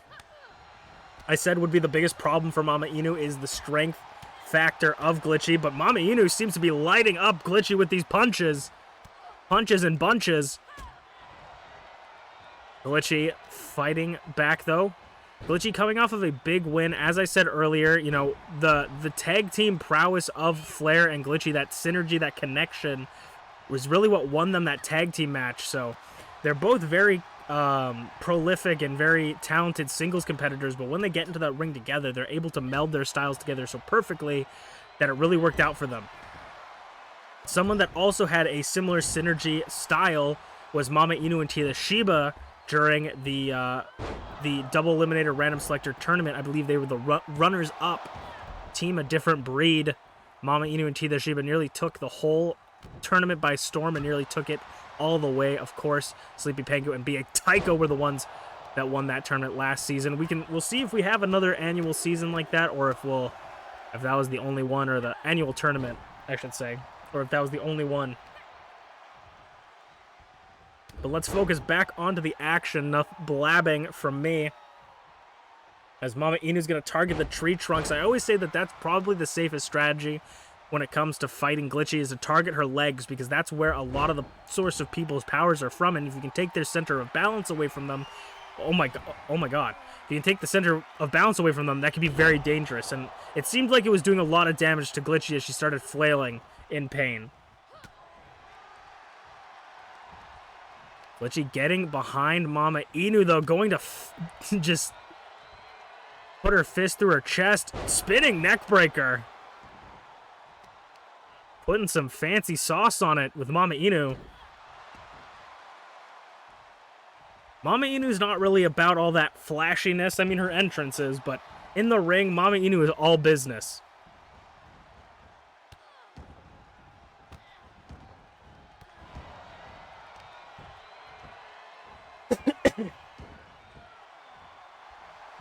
MamaInu giving some words of wisdom or some motherly advice to Glitchy. Ooh, Glitchy just sitting up in a panic. I think Glitchy is realizing that if she doesn't do something soon, she might lose this matchup.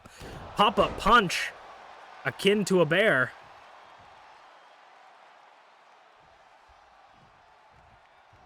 MamaInu makes it to the apron.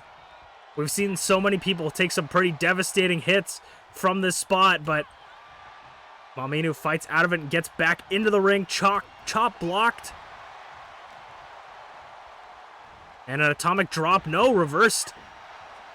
Glitchy had it scouted, and I imagine it's not that easy to pick up someone of Glitchy's size like that. We have seen it done many times before, but it takes that special kind of adrenaline. Double choke bomb, or double choke toss.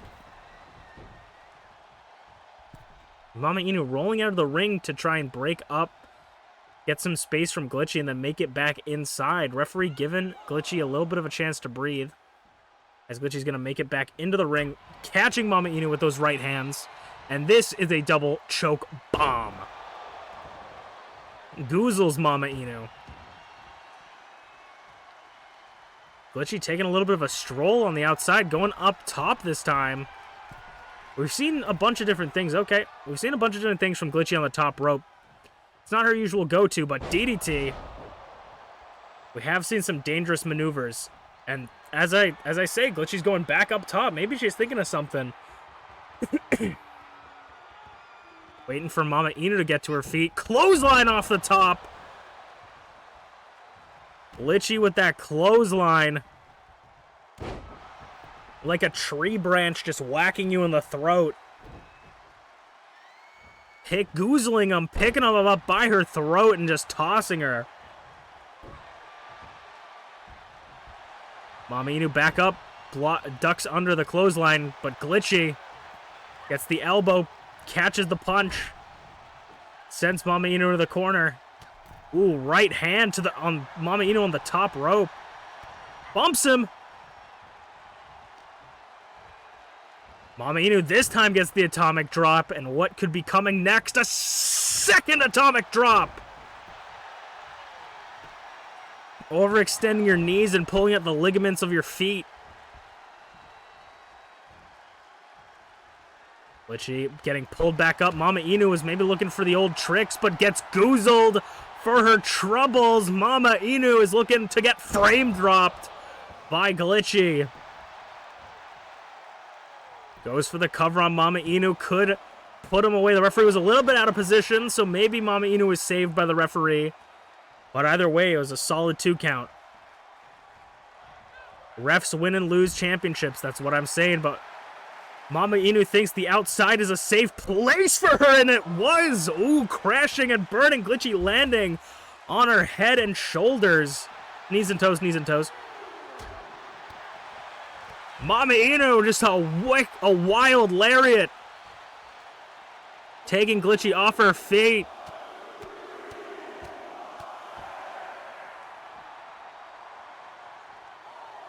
Four count.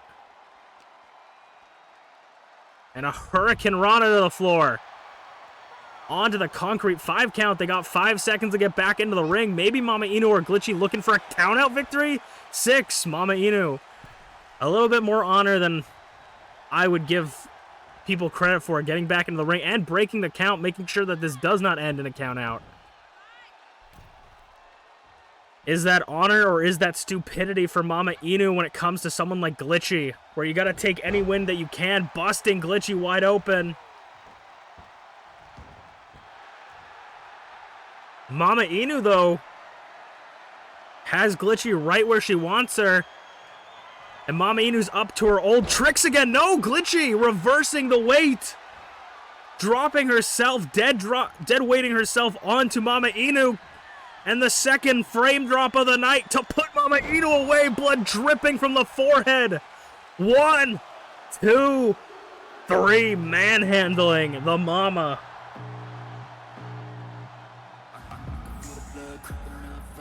MamaInu came out of the gate with an aggressive attitude towards Glitchy, but inevitably the one of the biggest members of the roster in both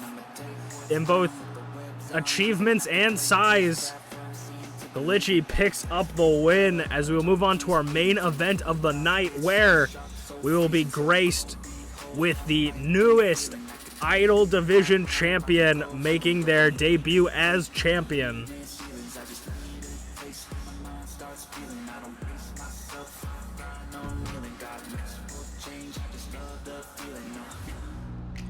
And I will never give up. Time in the field.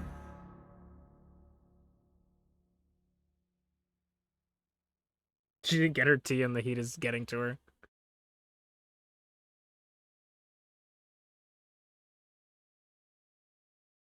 All right. This will be the last match of the second show, and then we got one more show to get through. Man, this was a pretty even split between Glitchy and MamaInu.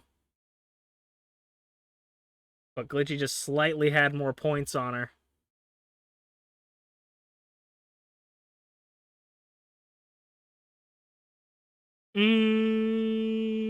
I forgot to do something. Because I went pee. Yeah, I will need to change that, so I'm gonna load up the match and then reset it.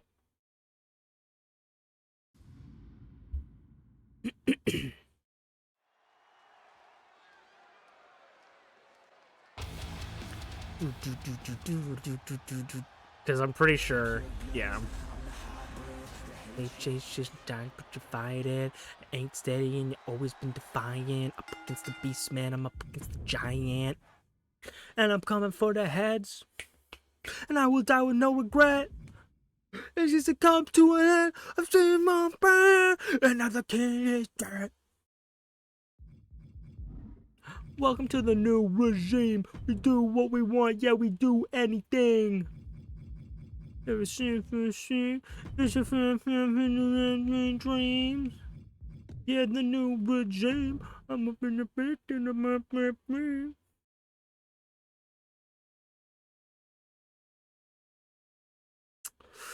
You know what? I do, brain. Actually, I do want to do this. 1 second. I'm gonna change someone's attire super quick. I'm gonna change one color of a thing. Okay.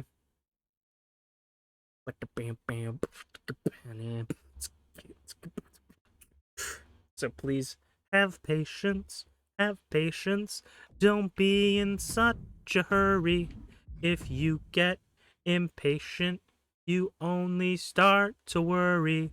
Remember that God is patient too.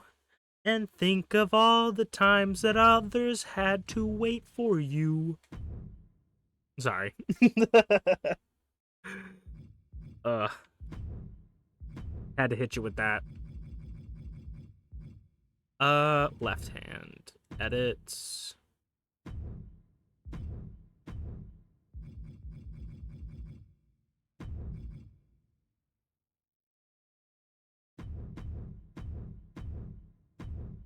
And save.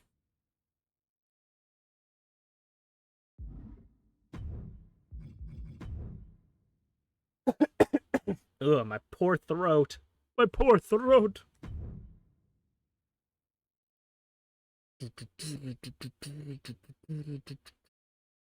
Tomorrow, I'm going to... I always say this. I've said this like 14 times. I'm going to try and play Gotham Knights again. Every time I say I'm going to play Gotham Knights, something comes up, and I end up not playing it because I don't feel like it, or I end up doing something on Saturdays. But I'm going to play Gotham Knights this week. So we're going to continue this tomorrow. Or continue that tomorrow.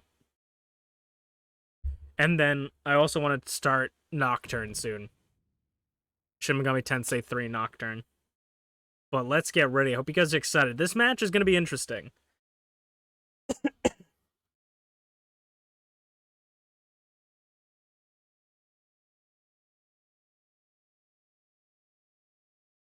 This match is definitely going to be interesting.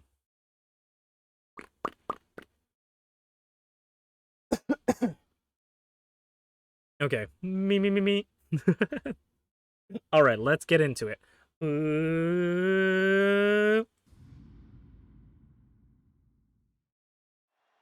It is time for the main event of the evening, and gracing us with her presence is your new Idol Division champion, Rize. Gonna go one-on-one in the Idol Division. Championship not on the line, of course.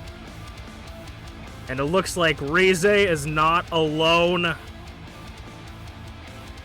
Newest members of the Idol Division, Ayusu and Azanaza, follow suit, the right and left hand of the Archon. Following Rize to the ring. They call themselves the Shogunate. The champion has a new posse. It looks like Rize has this championship and doesn't want to let it go. Making sure to align herself with some more members. And I mean, getting yourself close to the Idol Division champion before your debut is a smart decision for these newcomers.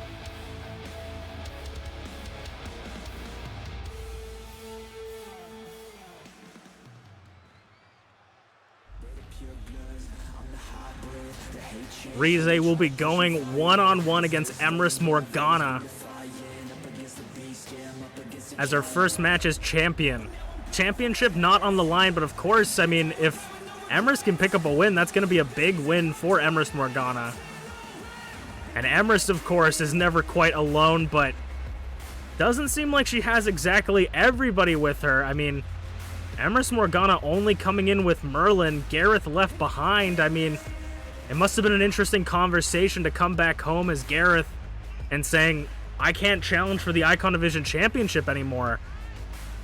I don't know what's going on, if he's on timeout, but Emrys is with Merlin by himself. Merlin looking a little bit lost for where he is. He's looking like he doesn't even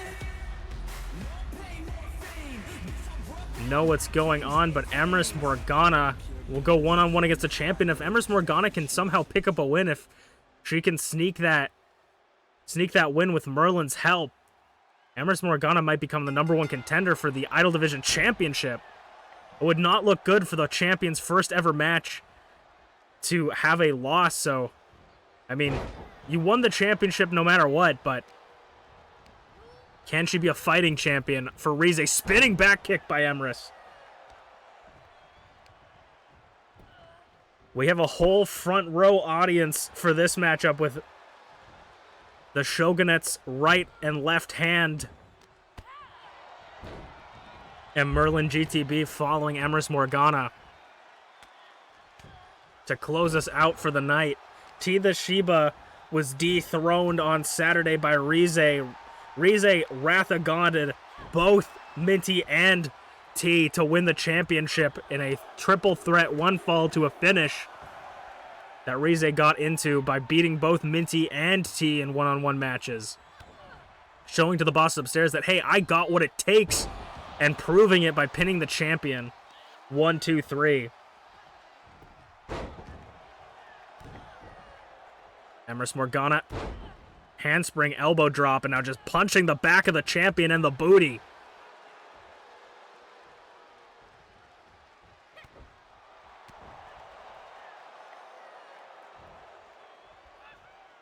Emrys Morgana in control, taking the champion down and into the ropes, though. Way too early. Way too early and in the ropes. Targeting the legs. I mean, definitely something with Emrys you want to be careful with is the submission holds. Emrys is a submission specialist, so any hold that she can get on you is very, very dangerous. Rize in the corner forearm. And stomps to the face. Into the belly to belly.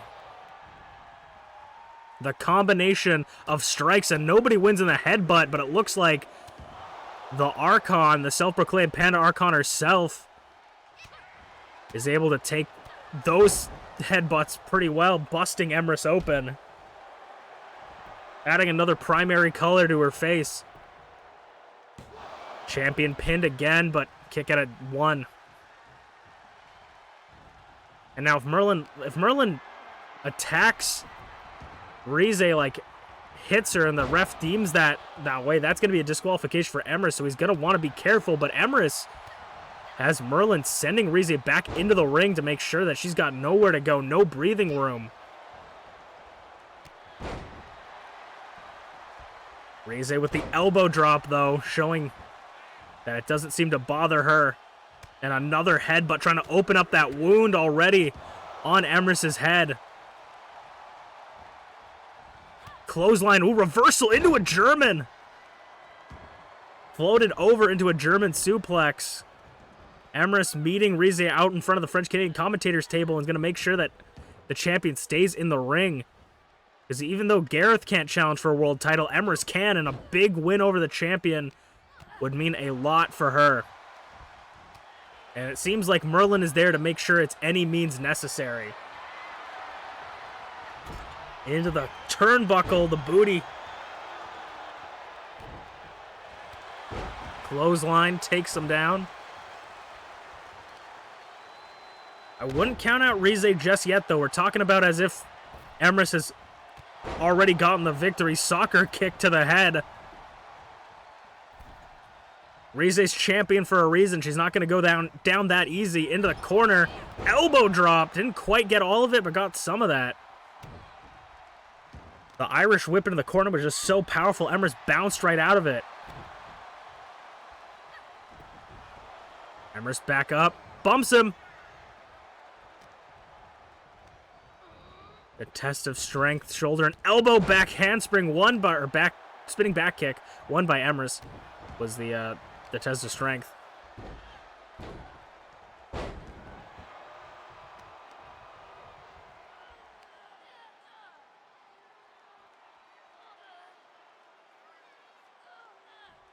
And now just slowing down the pace of the match, making sure that she's in complete control, making sure that there's no opportunity for Rize to get in anything. But Rize's in a dangerous position as Russian leg sweep into the hemlock on the ground, not giving Rize the power of her legs to get out of the hemlock.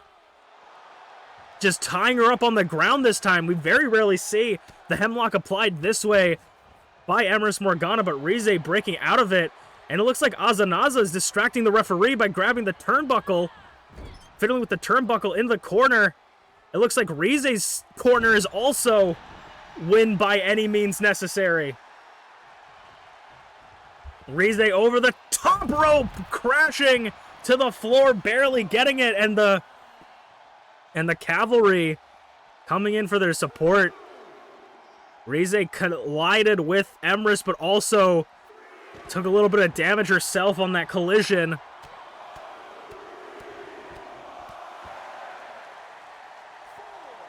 Four count. Giving the French-Canadian commentators a show is Rize. It looks like Azanaza threw in a steel chair. 7 count. The ref saying get into the ring. This might be the first double count out. I'm not quite sure what's happening. 8. Emrys throwing Rize in. Referee distracted by the chair once again. Emrys sending Rize off the ropes. Jumps over again. Backwards this time. And the elbow connects. Goes for the cover onto the champion. 2 count. The champion nearly taking a fall. First match as champion. Emrys Morgana looking for another hemlock. Didn't connect. Wrath of God. This is what put T away. Wrath of God. Close to the ropes again, though. Referee not counting it. Referee not counting the ropes. I'm not quite sure. Maybe the referee's on the Archon's payroll. Leg drop or leg guillotine. Emrys, though, kicking out too. Emrys Morgana up top. Very rarely do we see Emrys Morgana come up here, but it pays off this time. 1, 2 to the champion. And Emrys Morgana picking up a little bit of an upset victory over the champion. Could Emrys Morgana be having a potential championship match? Emrys Morgana may have a potential Idol Division Championship match against Rize. Or could this have been a fluke? Well, that was your main event of the night.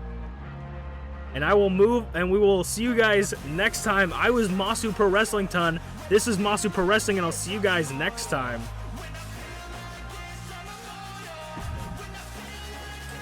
Damn, man. I was like, that's like the one thing that would kind of ruin it. But now we're building some intrigue. Like, you're building yourself as the underdog for the next match. Is building intrigue of, like, can Rize defend, you know? So it's going to be interesting.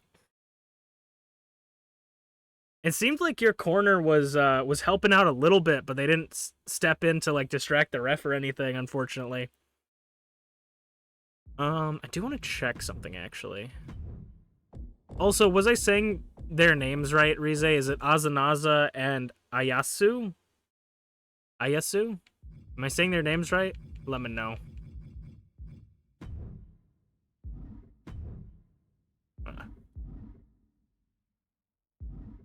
But the newest members of the Idol Division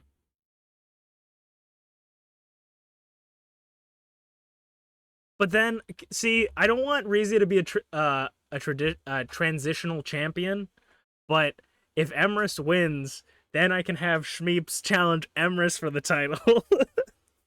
And then I can have MPW challenge Shmeeps for the title.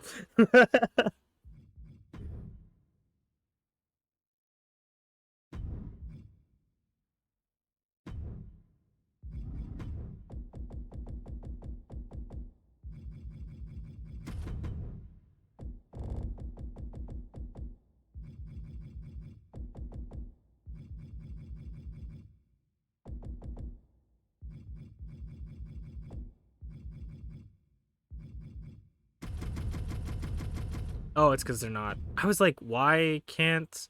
That's interesting. I was like, why can't I book these people? Because they're not in... They're not actually in the roster.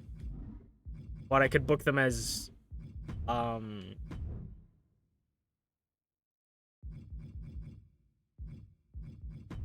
could book them as managers. That's interesting.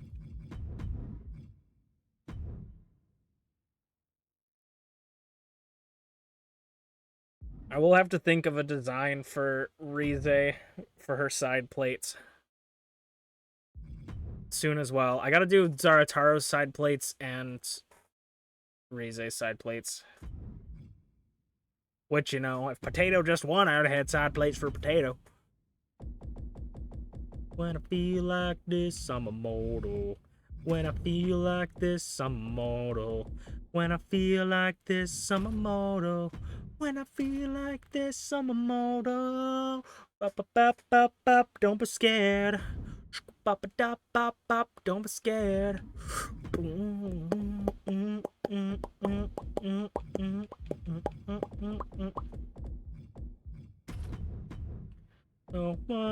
No one ever turning back. We're so far to the finest, there's nothing left.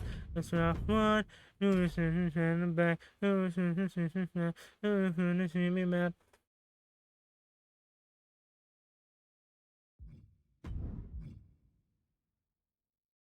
This will be the last show of tonight, so if you guys don't have your bets in for any of these bets, get them in. I was gonna say let me know, but that doesn't make any sense. Get them in.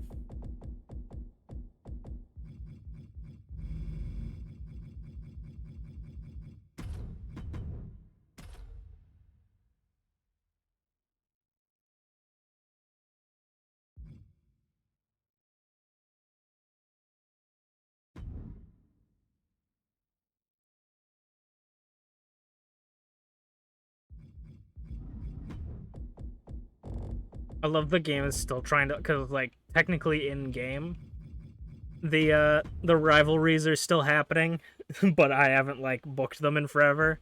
Where the game is still trying to book like matches that I had like 20 years ago.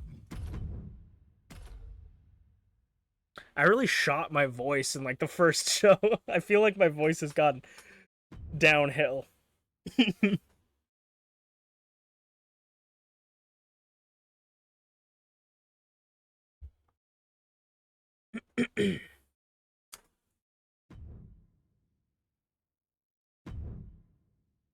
Okay, let's load up the next match.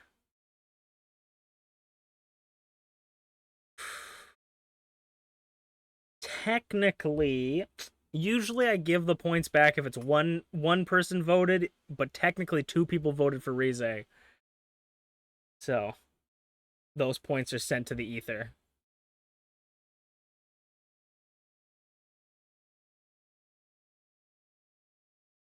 Also, I don't know if you saw it, but I hope you liked the entrance that I gave your squad, Rize.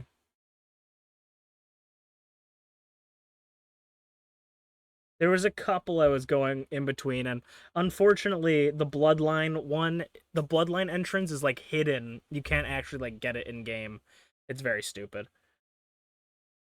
Let's get into the first match of the last show. Whoop. Hello, everybody, and welcome back to Masu Pro Wrestling. I'm your host and sole commentator, Masu Pro Wrestlington. And tonight we're going to start off with Idol Division one. I keep saying number one, but it's one-on-one contests. Starting with MPW's own Bunny Bean Usaino. And, I mean, I would say we're in no man's land. The Idols are going to have to try to figure out who's going to be the next number one contender, earn their shot. But last week we did see Emrys Morgana pick up a win against the current reigning and defending Idol Division champion. So maybe Emrys Morgana has already shot her way up to the top of the rankings and has earned herself a shot. That's for the bosses upstairs to decide. And it's for everybody else to try and focus on just getting those wins, focus on impressing the boss upstairs to get your opportunities. Because the way Rize won her championship was by earning herself an opportunity talking to the bosses upstairs. But speaking of Rize, one of the Shogunate's right, or the Archon's right, or I think the Shogunate's left hand, one of the hired muscle for Rize, the new champion, Azanaza, making their singles debut. They debuted last week, and now they will be in their first singles match. It's going to be bun-on-bun violence, but it's going to be a whole lot of fun for this match. You get very few first impressions. Usually people just get one, but sometimes people get two, but you want to make sure that you lead in on the right foot for your first impression. In MPW, can Azanaza pick up a win against Usaino?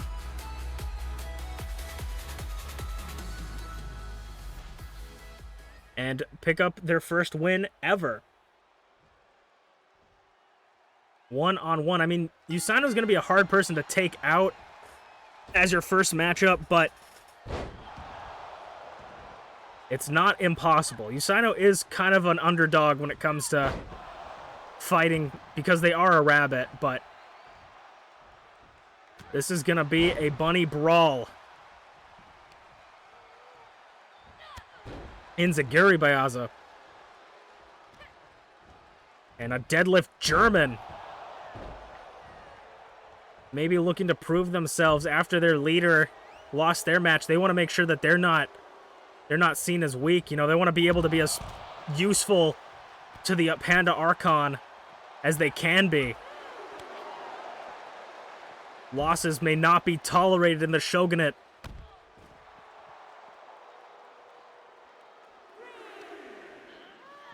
Sending Usaino into the ring. And going up top for the first time, what will we see from this new up-and-comer of the Idol Division? One of the two new Idol Division members. What can we see from them here tonight? Kick out of one. Kip up. Kip up and get caught with an Irish whip. Ducks under. Back elbow. If I can already make an assessment, swinging brainbuster. It looks like Aza has a similar high-flying style to Usaino, so this will be sort of a matching styles here. Whoever can pull it off better might come out up top. Bumps him. And now Usaino trying to get something here off the ropes. But they're going to get sent over them to the floor. Naza saying, come on in. Ooh, a little bit. Oh, I was going to say misscouted it, but nearly clearing the ring post. Nearly clearing the ring post. Going after Usaino. They got all the way up there and they said, you know what? While I'm up here, I might as well just do it, you know? I'm already up here. Unfortunately, it didn't work out for them, but an impressive athleticism nonetheless. Usaino lighting up the chests of the bunny. Making them bright red. Usaino back and forth. It has been a back and forth contest pretty much since opening bell. Neither one has been able to take advantage going in or out. But who can take that advantage and hold on to it, the momentum, is going to be the one that can bring it, that can win the match. Spinning them around. From that back position, it's very dangerous because Usano can send you down the rabbit hole and you don't really come back from that. Flapjack. How do you guys like your pancakes in the morning? And now just pressure onto the chest in between the turnbuckle and the foot.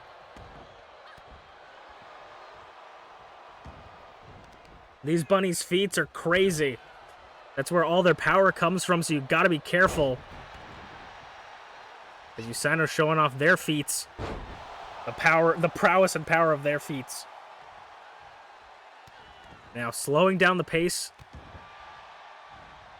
but still allowing themselves to get some more damage, and they might feel the pain of the feats in a second. Nope, not a bunny hop, but a splash from the bun. Kick at a 2, nearly putting Azo away.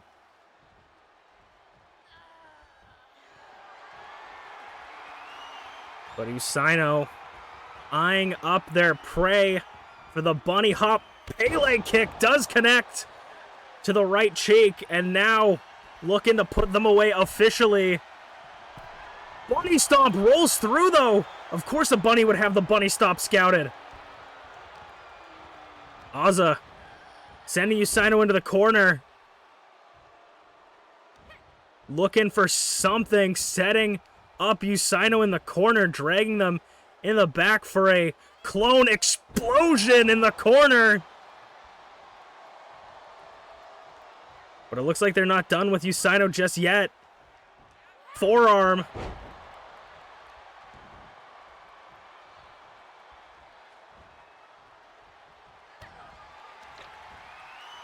And they got Usano set for a DNA DT. got a DNA DT. There we go. Got on the second try, and Azanaza got it on the first. Picking up their first ever victory in MPW. Starting off 1-0.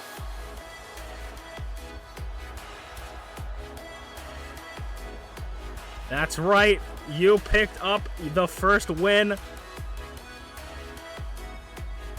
Making sure that everybody's eyes are on the Shogunate. The trio is not to be trifled with, no matter what you think, but that was our opening match for tonight, as we will move on to some Icon Division #1 contendership, or one-on-one action. Whenever I say #1 contendership, just assume one-on-one. All right, we'll see you there. Sheesh.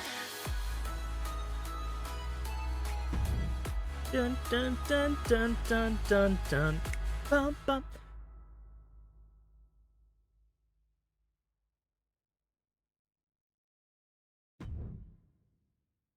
All right, we're gonna have Icon Division 1-on-1. Second match of the last show. That was a pretty good match, to be honest. I'm surprised that it only took one finisher, because after a while, the game is like, no, they have to hit them with like 50 finishers. So I think I have an idea. So I don't want to talk too much because I don't want to waste your guys' time. But so for people who don't know behind the scenes stuff, one of the reasons why it seems like people will just kick out of anything is because there's a ability in the game called resiliency, which is basically like if you build up your bar high enough to have your ability, resilience can kick in. You can use resiliency, and it basically kicks you out or gets you out of anything. Like if you're gonna get pinned, you can kick out. If you're gonna tap, you can break out of the thing. It's basically like a free win, but you have to have it up. It's not like always available, but sometimes it'll happen a lot, right? And so I'm thinking that what I want to do, so after every PLE, I usually change people's stats a little bit just to varietize things up. Basically, everybody has resiliency, but I'm gonna make it. Maybe I'm gonna roll like a dice, and maybe I'll like roll a D3 or something, and then 1, 2 you get resiliency, 3 you don't get resiliency, just so it's like not always changing, but sometimes people will lose it. Doesn't mean you're gonna win or lose a match if you have it or not, but it is a very big advantage. So I might do that. It might make people that are a lot weaker be able to win matches, and maybe make people who are a lot stronger, if they don't have it, lose matches, you know, and have more upsets. Might make the thing a little bit more interesting, so I don't know. How's it going, Merlin? Hope you're having a fantastic day.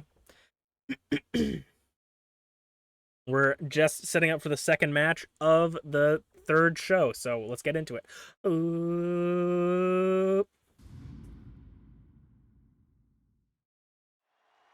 All right. Coming off of that, we are starting with some Icon Division, trying to figure out who will be the Icon Division #1 contender for Zarataro's Icon Division Championship, and a newly looking Gaelic Angel is gonna make his way to the ring. I mean, we've seen Angel fight only, I believe, once in this new look, and it's so far gotten him some success. Can it push him all the way to victory and maybe his first Icon Division championship? He's had it so close, but just no cigar for him. Can he pick it up here, or can he pick it up this time if he gets one more shot? He has got to impress the bosses upstairs, pick up wins, and try to get that shot.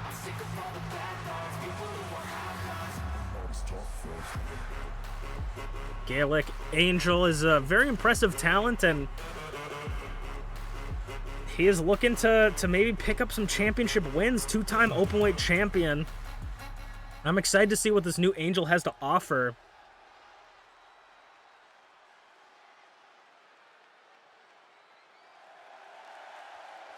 I was about to say that I think the sound guy is on vacation, but no! It's Greg! Greg is going to be Gaelic Angel's challenger here tonight. Greg, one of the members of the Coalition of Humans Against Treachery. The people that took out the MPW 4 in War Games on a couple Saturdays ago, a handful of Saturdays ago on MPW, all on the line. I mean, a bear was able to pick up a win against Sleepy last week. Can his friend and partner, it looks like, Greg, be able to pick up a win against Angel? I mean, you never really know what to expect against Greg, someone like Greg.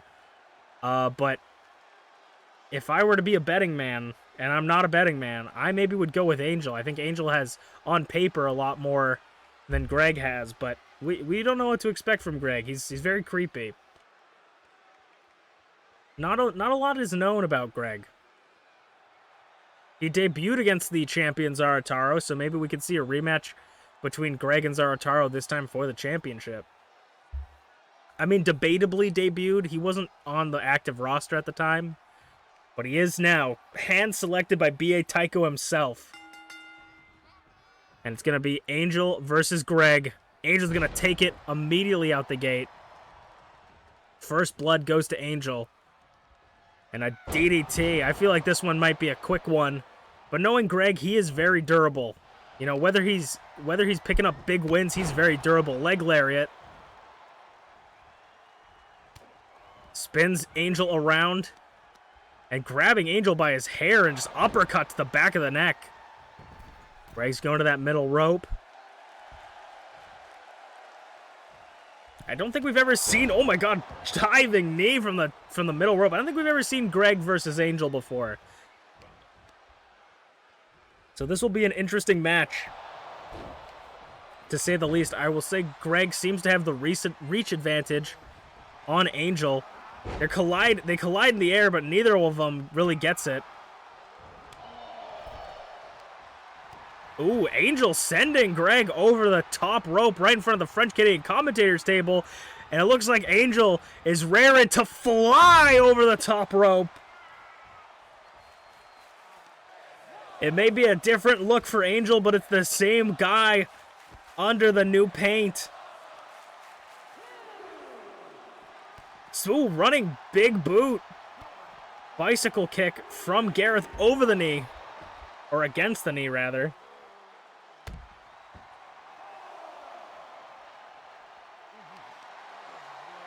Angel looking to put Greg in a single leg Boston Crab. The referee's still counting. The referee's saying get into the ring. Referee's not playing this game. I say, like, some referees are more lenient than others today. She is saying, get in the ring. This is where the fight needs to happen. And Greg gets another leg lariat off. Right hands and a pig overhead chop.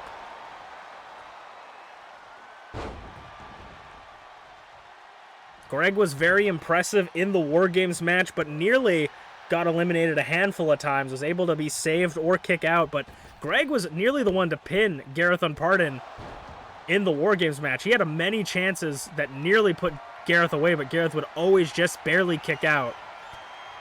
Referee getting in the way of Angel. Maybe the referee's got a bias against Angel. Who can say?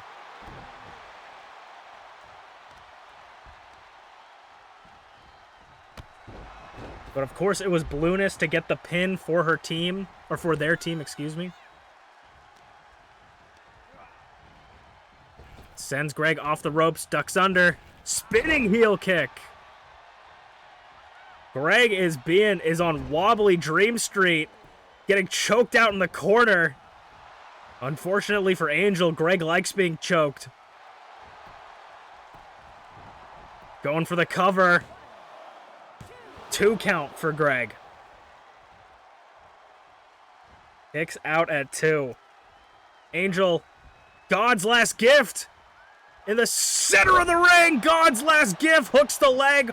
1, 2. Kick out at 2 again by Greg. It could take one more big move from Angel to put Greg away. It looks like Greg is dreaming right now. He's seeing Tweety Bird. Elbow drop. Angel puts Greg away. 2. Kick out again. Angel warming up his hands.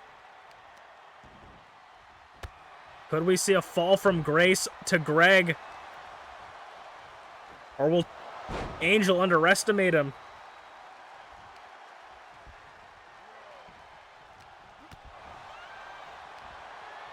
Twisting the arms. Slowing down the pace of the match. Working the limbs. Rest holds. But Greg getting his hands in between Angel's ribs. Spinning Angel around. Oh no! Angel's up top. The Gregening! The Gregening by Greg! 1, 2. Nearly puts Angel away.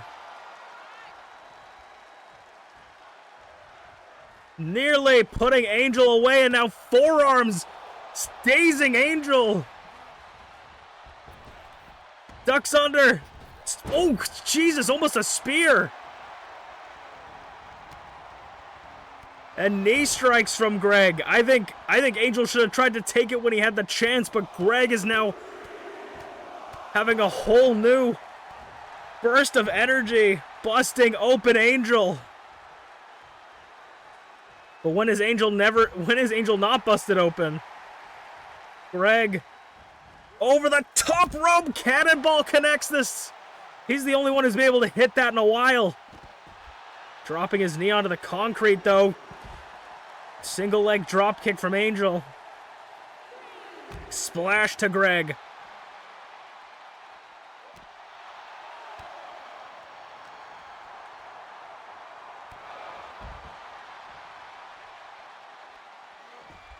Floats over Greg, elbows. Some MMA style ground and pounds as we get to the 6 count. Could we see a count-out loss victory or a double count-out, the first ever double count-out in MPW history, sending Angel into the steel steps. Greg's going to make it in 8 count. Greg might be taking the count-out victory. Angel's got to get back up. He's bleeding. 9. Angel's got to get back up. Life back in him, but I think it's too late. No, Greg takes the count-out victory against Angel. And Greg has just picked up a win.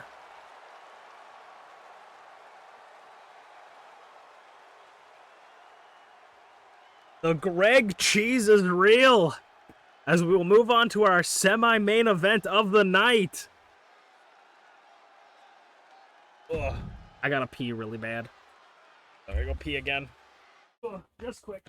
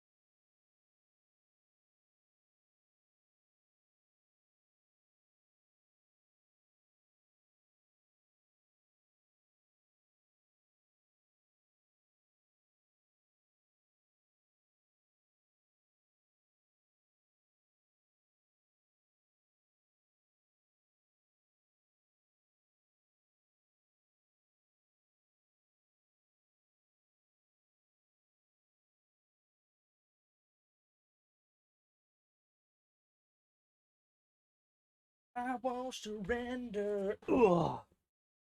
I stood up and stretched, and I will drink some water.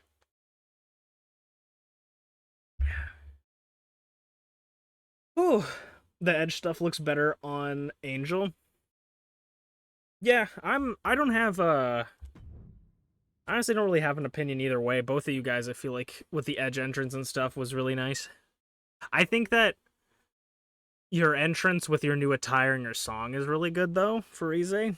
So, I think that one's really good, so I can't really, like, I have no complaints. But also, I want you guys to understand, alright? I want you guys to understand that overalls mean nothing in this game. And I'm not talking about the articles of clothing. I mean your overall stats. Because Greg has one of the lowest overall stats. Not to, like, metagame and tell you guys stuff, but Greg has one of the lowest overall stats on the roster. And Angel has one of the highest overall stats in the roster. Angels might not be as high as some other people, because a lot of people are getting high up there now, but, like, it is, I'm not joking, a 50-point difference.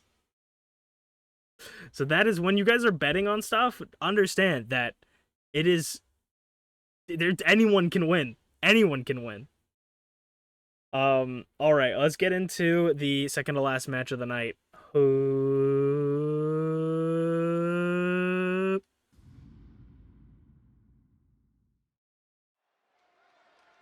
The semi-main event is calling, and it's going to be one-on-one Idol Division action. It is going to be TyrannoMaximum to start us off. TyrannoMaximum coming off of a loss against ShmeepsWorld for the MPW Openweight Championship. At all on the line, but now Ty is setting their sights on the Idol Division Championship.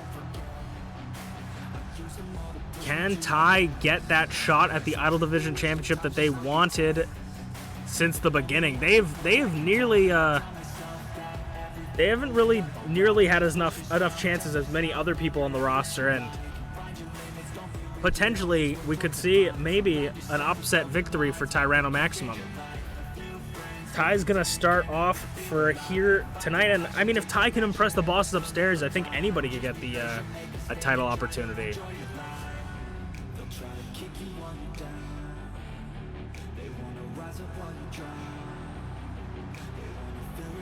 Ty is someone that shocks the world every time they step into the ring, no matter what they do, win or lose.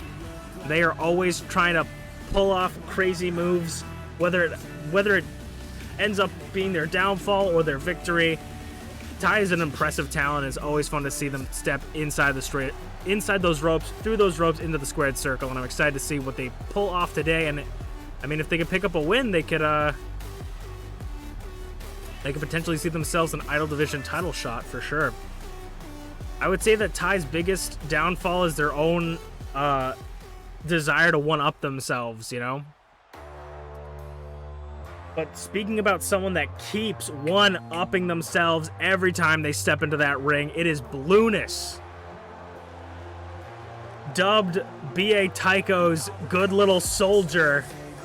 Blueness is the one that put the nail in the coffin for Garreth's Icon Division Championship dreams for Season 2.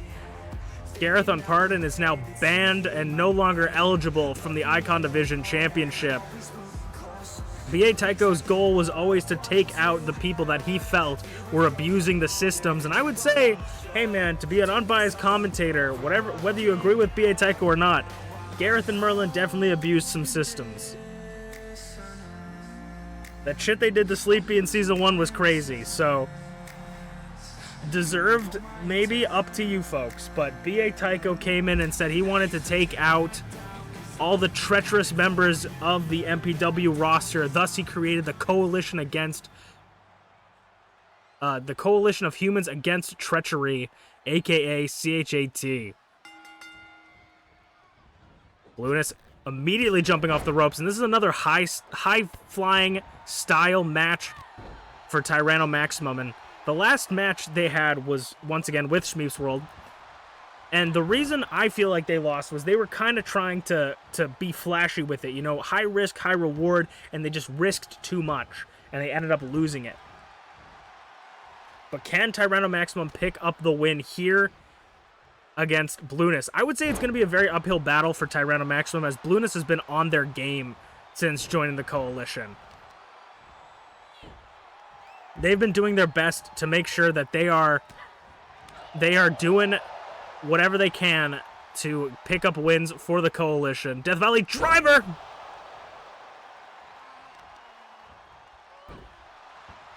And Blueness encapsulated that at all on the line to by pinning Garreth when nobody else was looking in the War Games, picking up a War Games win, adding another accolade to their illustrious career. The winner of the MPW Openweight Tournament, the Ultimate MPW Openweight Tournament. A winner of a War Games match. It's very rare when that happens, like those things happen. They're not championships, but they're big accolades for a career that is great on a resume. And could definitely earn you future employment and title shots. Imagine walking up to McDonald's and being like, yo, I want to work here on the cash register. It's like, oh, well, what have you done? I won a Wars Games match and was the Ultimate Openweight Tournament winner of Season 1. They would be like, you're hired. Absolutely.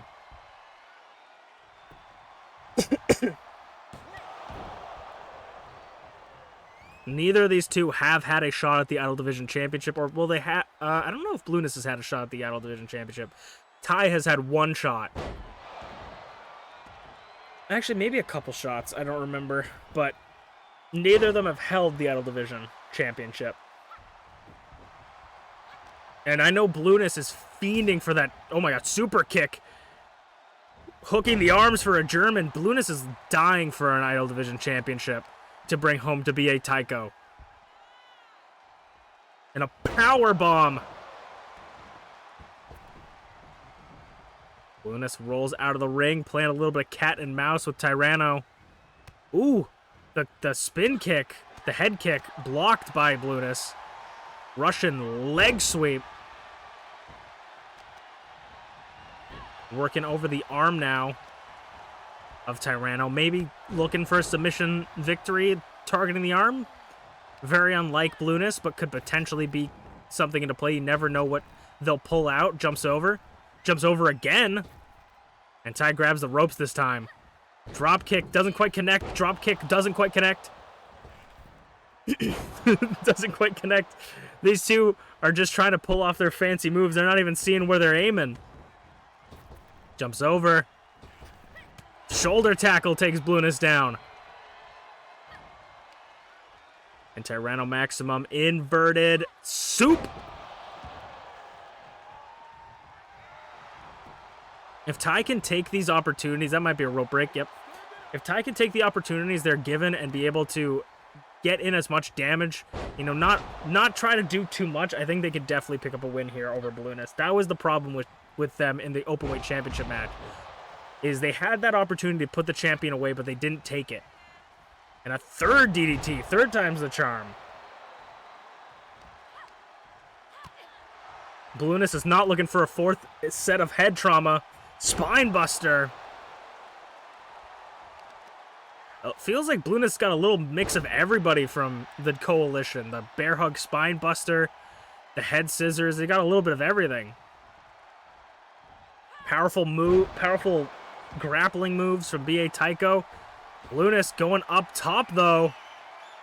Maybe looking for a moonsault. Connects. Defying gravity. Blueness. Two count. Nearly taking it. And we see this very rarely, but could we see it? Nope, never mind.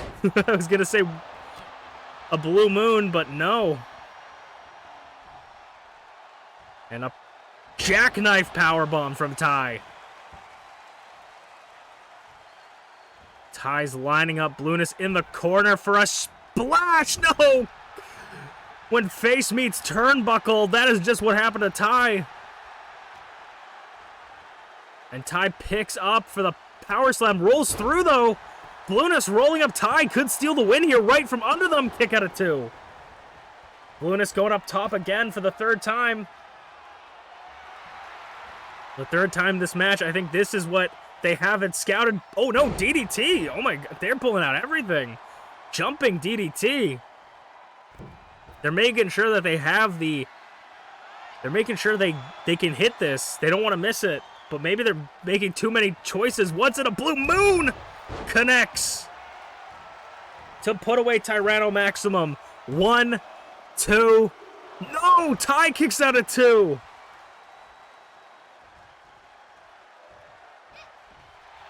Tyranno Maximum kicking out of 2. But Blueness doesn't seem phased. They are back on the attack. Making sure that whatever they do next is what keeps Ty down. Double stomp into a kick and double stomp again, but Ty rolls through. Wacky inflatable clothesline. Wacky waving inflatable clothesline. Inverted soup.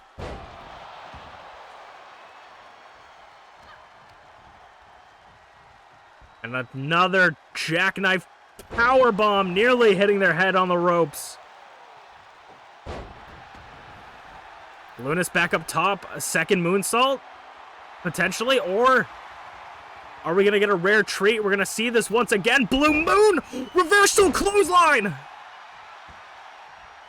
Ty has an opportunity to put Blueness away. Extinction bomb. 1, 2. Kick out at 2. And a DDT. Ty needs just one more big move to put Blueness away, but so does Blueness. Half and half.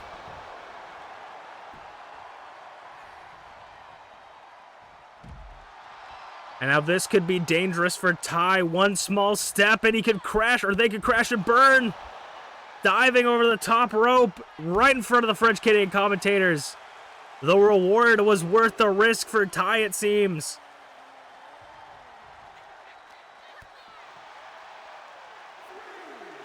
Blueness with the right hand.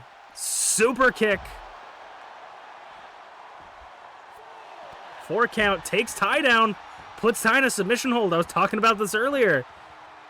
Trying to wear down Ty. Wrenching at the back. Twisting the back. Contorting the spine. The ref slowing his count, but saying, hey, you gotta get in the ring. Blueness is taking their sweet time, just wearing down Ty. 6 count, but could that be an issue for them? They might get counted out. Blueness looking to make it back into the ring, maybe? Yes, I thought maybe Blueness was looking to to do what Greg did. However, Blueness isn't going to go home with a count-out victory. There's no way Blueness would take a count-out victory home to be a Tycho Blue Moon once again. 2, 3. No way Blueness is coming home with a count-out victory to be a Tycho.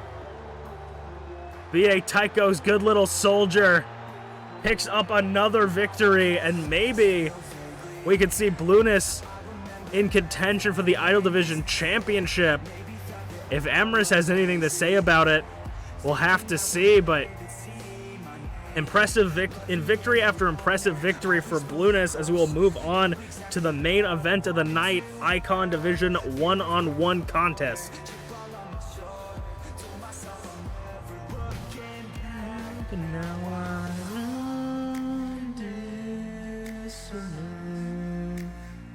I'm losing my innocence, and then you know I intend.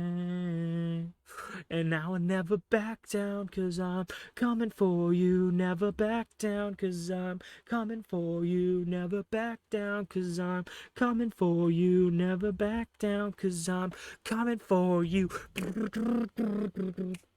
This is the last match of the night. Hopefully you guys have enjoyed thus far. I've had a lot of fun tonight. I'm glad I was able to get all my stuff situated.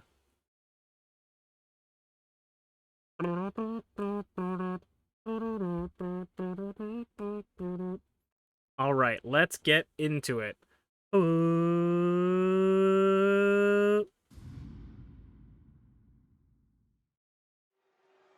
All right, it is time for the main event of the evening, Icon Division one-on-one contest.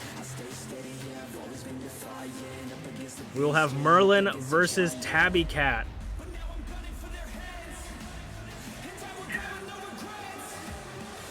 Interestingly enough, Garreth is nowhere to be seen with Merlin. We saw Merlin follow Emrys Morgana down to the ring last week. No Garreth in sight, and I feel like we have very, very, very rarely seen Merlin walk down this ramp alone. We'll have to get more information, and when I get more information, I will tell you guys, but it seems like Garreth Unported is on house arrest right now. Or maybe worse. Garreth Unported nowhere to be seen when it comes to Team Wizard King. They have been inseparable since Gareth's initial debut, so it's very interesting to see Merlin without Garreth.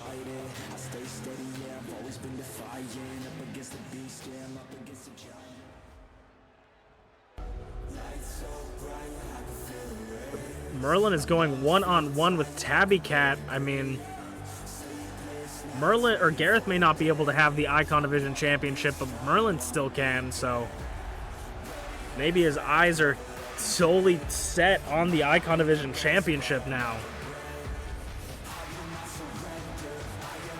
Tabby Cat, another little bit of a dark horse in the Icon Division.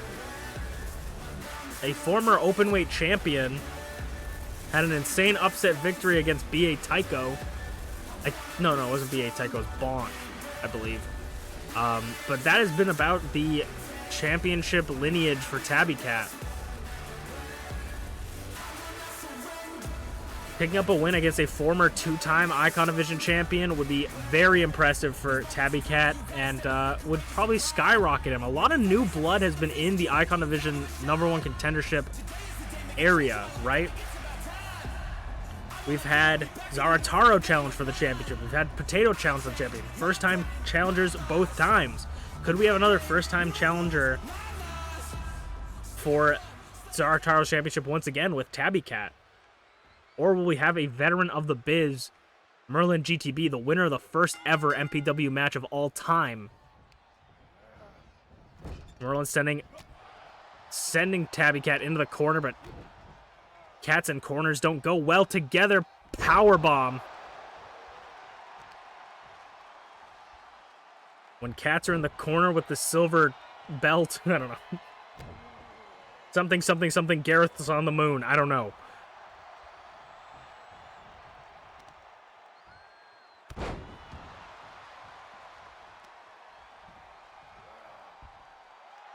Tabby Cat getting into bear hug. Locking a bear hug, trying to wear down, just squeeze the life out of Merlin. Don't mistake it now. Just because that looks like a nice big hug doesn't mean that it's something that Merlin wants. Running neck breaker. Beautifully connected. Back elbow. off the ropes, colliding, using his momentum and his elbow to deal some damage. Alabama slam from Merlin. And now, speaking of, we were talking a little bit about people not being in title contentions for a while. We were talking about Tyranno not being in title contention for a while. I feel like Merlin has been so prolific in the title scene and has been just like synonymous with the Icon Division Championship. But it feels like we haven't really seen him in the Icon Division Championship title contention picture in a long time. He was the champion going into the final show of Season 1. Did not leave the final show as the champion, and since then he has not had a real close shot for the championship. Elbow drop.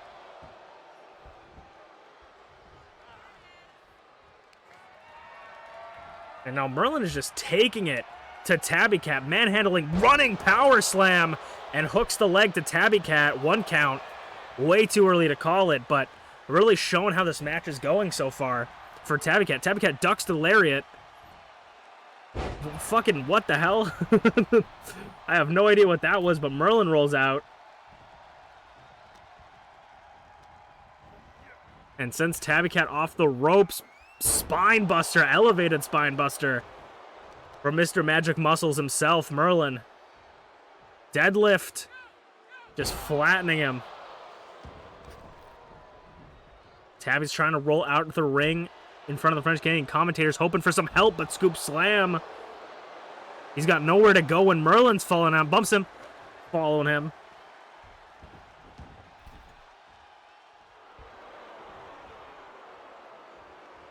Merlin already looking like he's calling for the end. Misses the shoulder tackle. And now Tabby takes control. Targeting that back, hitting that lower spine of Merlin, sending him into the corner. Bouncing his head off the turnbuckle. Tabby Cat has had very few shots. I feel like if I were to describe how Tabby Cat is right now, where he's at in his career, he's still too green. Tabby Cat needs to spend some of his lives practicing some more wrestling, making sure that nobody can beat him. And speaking of one of his 9 lives, right there, connecting to Merlin, but maybe I'm wrong. Maybe this kid isn't green, he's gray. And maybe he can pick up a win against a former Icon Division champion. Former 2-time Icon Division champion. Back alley-oop, thwarted with a forearm to the chin. Back body drop by Merlin, keeping that momentum for a little bit longer. And Merlin's going to make Tabby Cat see some stars. Tweety Bird going to be circling around his head here to put Tabby Cat away. 2, kick out of 2, barely getting that shoulder up. And the emotional side of Merlin showing once again, shining bright. Yakuza kick! Yakuza kick by Merlin! And a splash, but rolls through.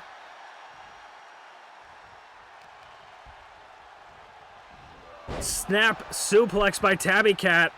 Tabby Cat's gonna try to keep this pendulum. Paws of Fury, try to keep this pendulum swing in their favor. And just stomping them into the dirt. Using the claws to grab at the eyes of Merlin. I don't know how legal that is, but the referee seems to be okay with it, so I guess I am. Tabby Cat top rope. Looking at Merlin on the floor. What could Tabby Cat be thinking from this position? Diving DDT! From the top rope to the floor and the paws straight to the chest, right on the heart of Merlin. GTB, Merlin Gambledorf the Blue. I very rarely call him by his full name.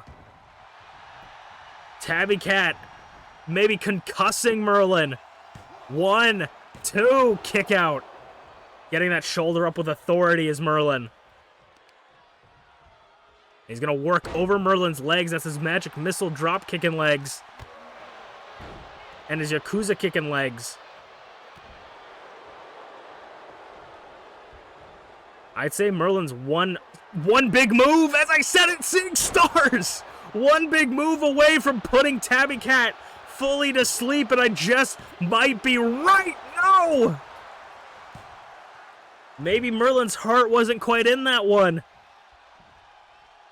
It seems like the emotions are getting to him. The emotions are running high with Merlin. Jackknife. Elbow drop.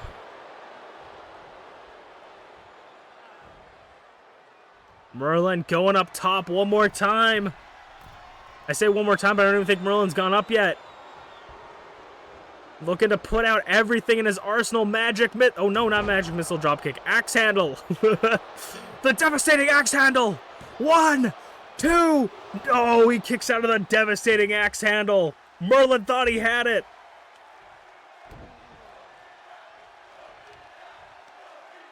Deadlift.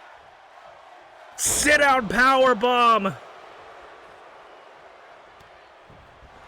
Merlin. Oh my god, gets caught. Gets caught by Tabby Cat flipping him over.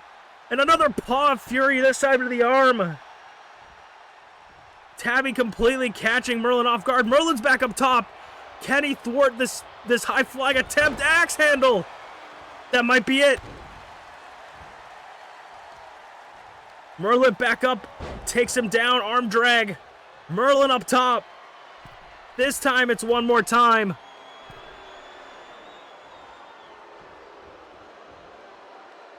Up top, shoulder tackle.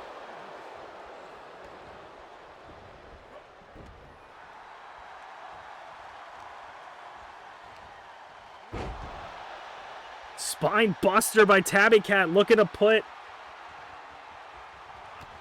Merlin away. Back alley oop.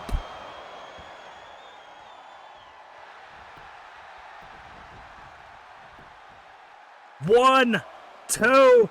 No, Merlin! I thought it was all she wrote, but Merlin back up!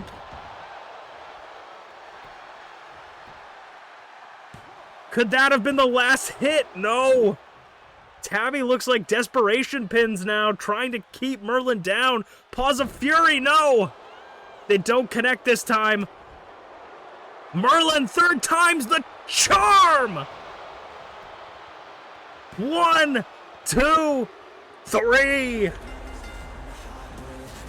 And Merlin picks up a win against Tabby Cat. Could we see another championship in Merlin's future?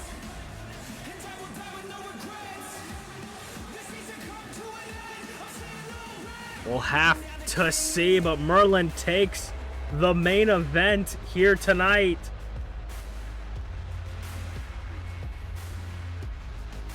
Thank you guys so much for watching Masu Pro Wrestling. I'm Masu Pro Wrestling Tony. We will see you guys next week.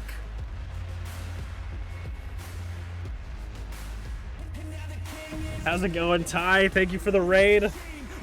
How's it going, everybody? If you need to raid and run, I fully get you.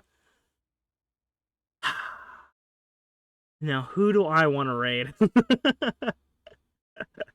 Ty, I was gonna raid Ty.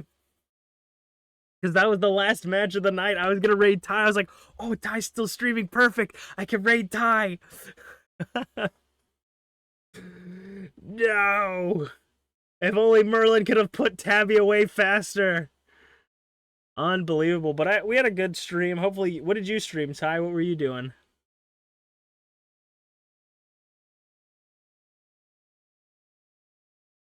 If you guys haven't already, go follow Ty.